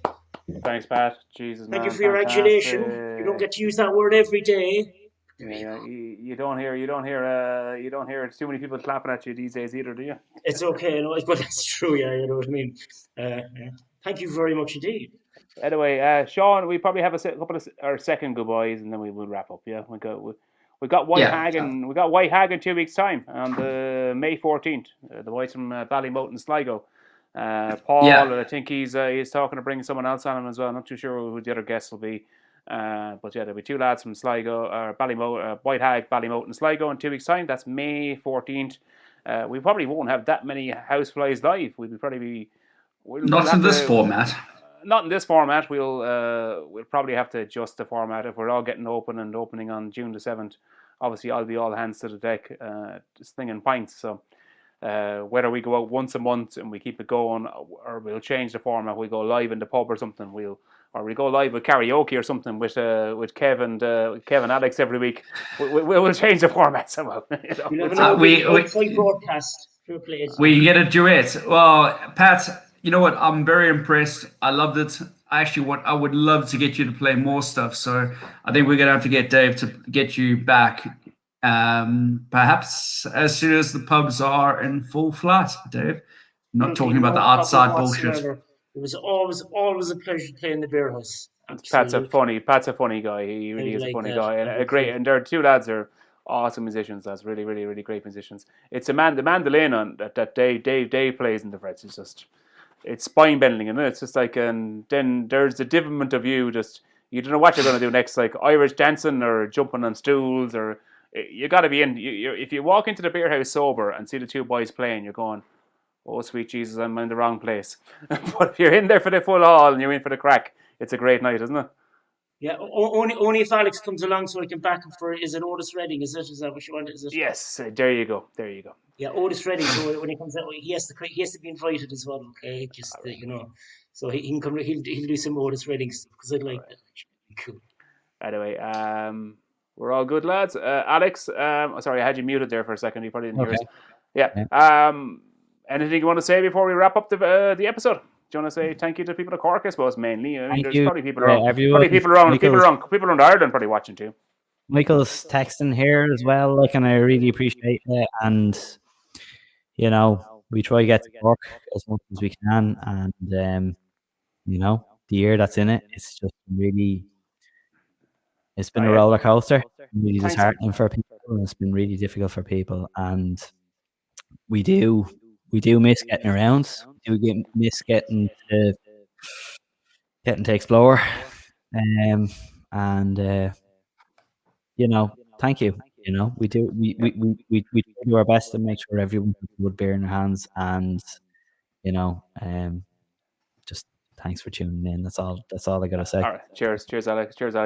Come here, Michael Creighton. Thanks, Alex and Pat. What about Sean and Dave? Are doing all the work and for the last 7 or 8, 9 episodes. That's the last beer. That's the last beer I'm buying in Bradley's. Anyway, assuming it's Michael from Bradley's. Huh? not the wrong Michael Creedon. I'm wrong in here, All right. Anyway, lads. I think on that note, we'll all say good night to everybody. Good night, everyone. Thanks, Pat. Thanks, Alex. And thanks, everyone. Thanks, guys. This is great. Thank you, Sean. I'm sure we'll chat in the next day or two, and we'll review the episode and make it even better the next time around with Whitehag. All right, Eva, lads, and you've hit the top now. It's all downhill from now. Oh, it's all tough. Keep the glasses. You hit the best one, isn't that right? Yeah, we've climbed the highest brewery in Ireland and the happiest brewery in Ireland. You're going to get sexy girls in, aren't you? That's what's going to happen now, just to beat it. Get sexy girls in. You're just going to try nudity. Oh, Jesus. We tried that last week. It didn't work. No. I'll do it for you Anyway, now. fantastic, lads. It's been a pleasure. Thankfully, there's a few people that are still watching. It's gone way over time, as it always does. But look, apologies for that. But And when you start listen, when you start talking beer bullshit, it goes on and on, doesn't it? we'll see you in Cork this summer. I hope. Definitely, that's a day. Amen. That's a day. Amen. Great. I mean, I think Kev made a great point last week. He said, 2 weeks ago. He said we should when we're all back for a bit of development, we'll invite all the breweries down that have participated in the Houseflies Live for a good old session in the beer house. Yeah, I'd love that. And, that'll be a good crack. There'll definitely be one episode we need to try to get everyone on. That would be funny. Come here. They could always bring a keg with them and we can stick it on the bar. That'd be a good old night out. Yeah, we do like a murder mystery or something like that. A keg each.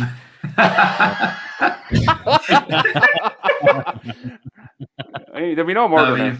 All right. Anyway, Yeah. lads. Keep the glasses wet and stay crafty. I was Bannock Good night, Bor. All right.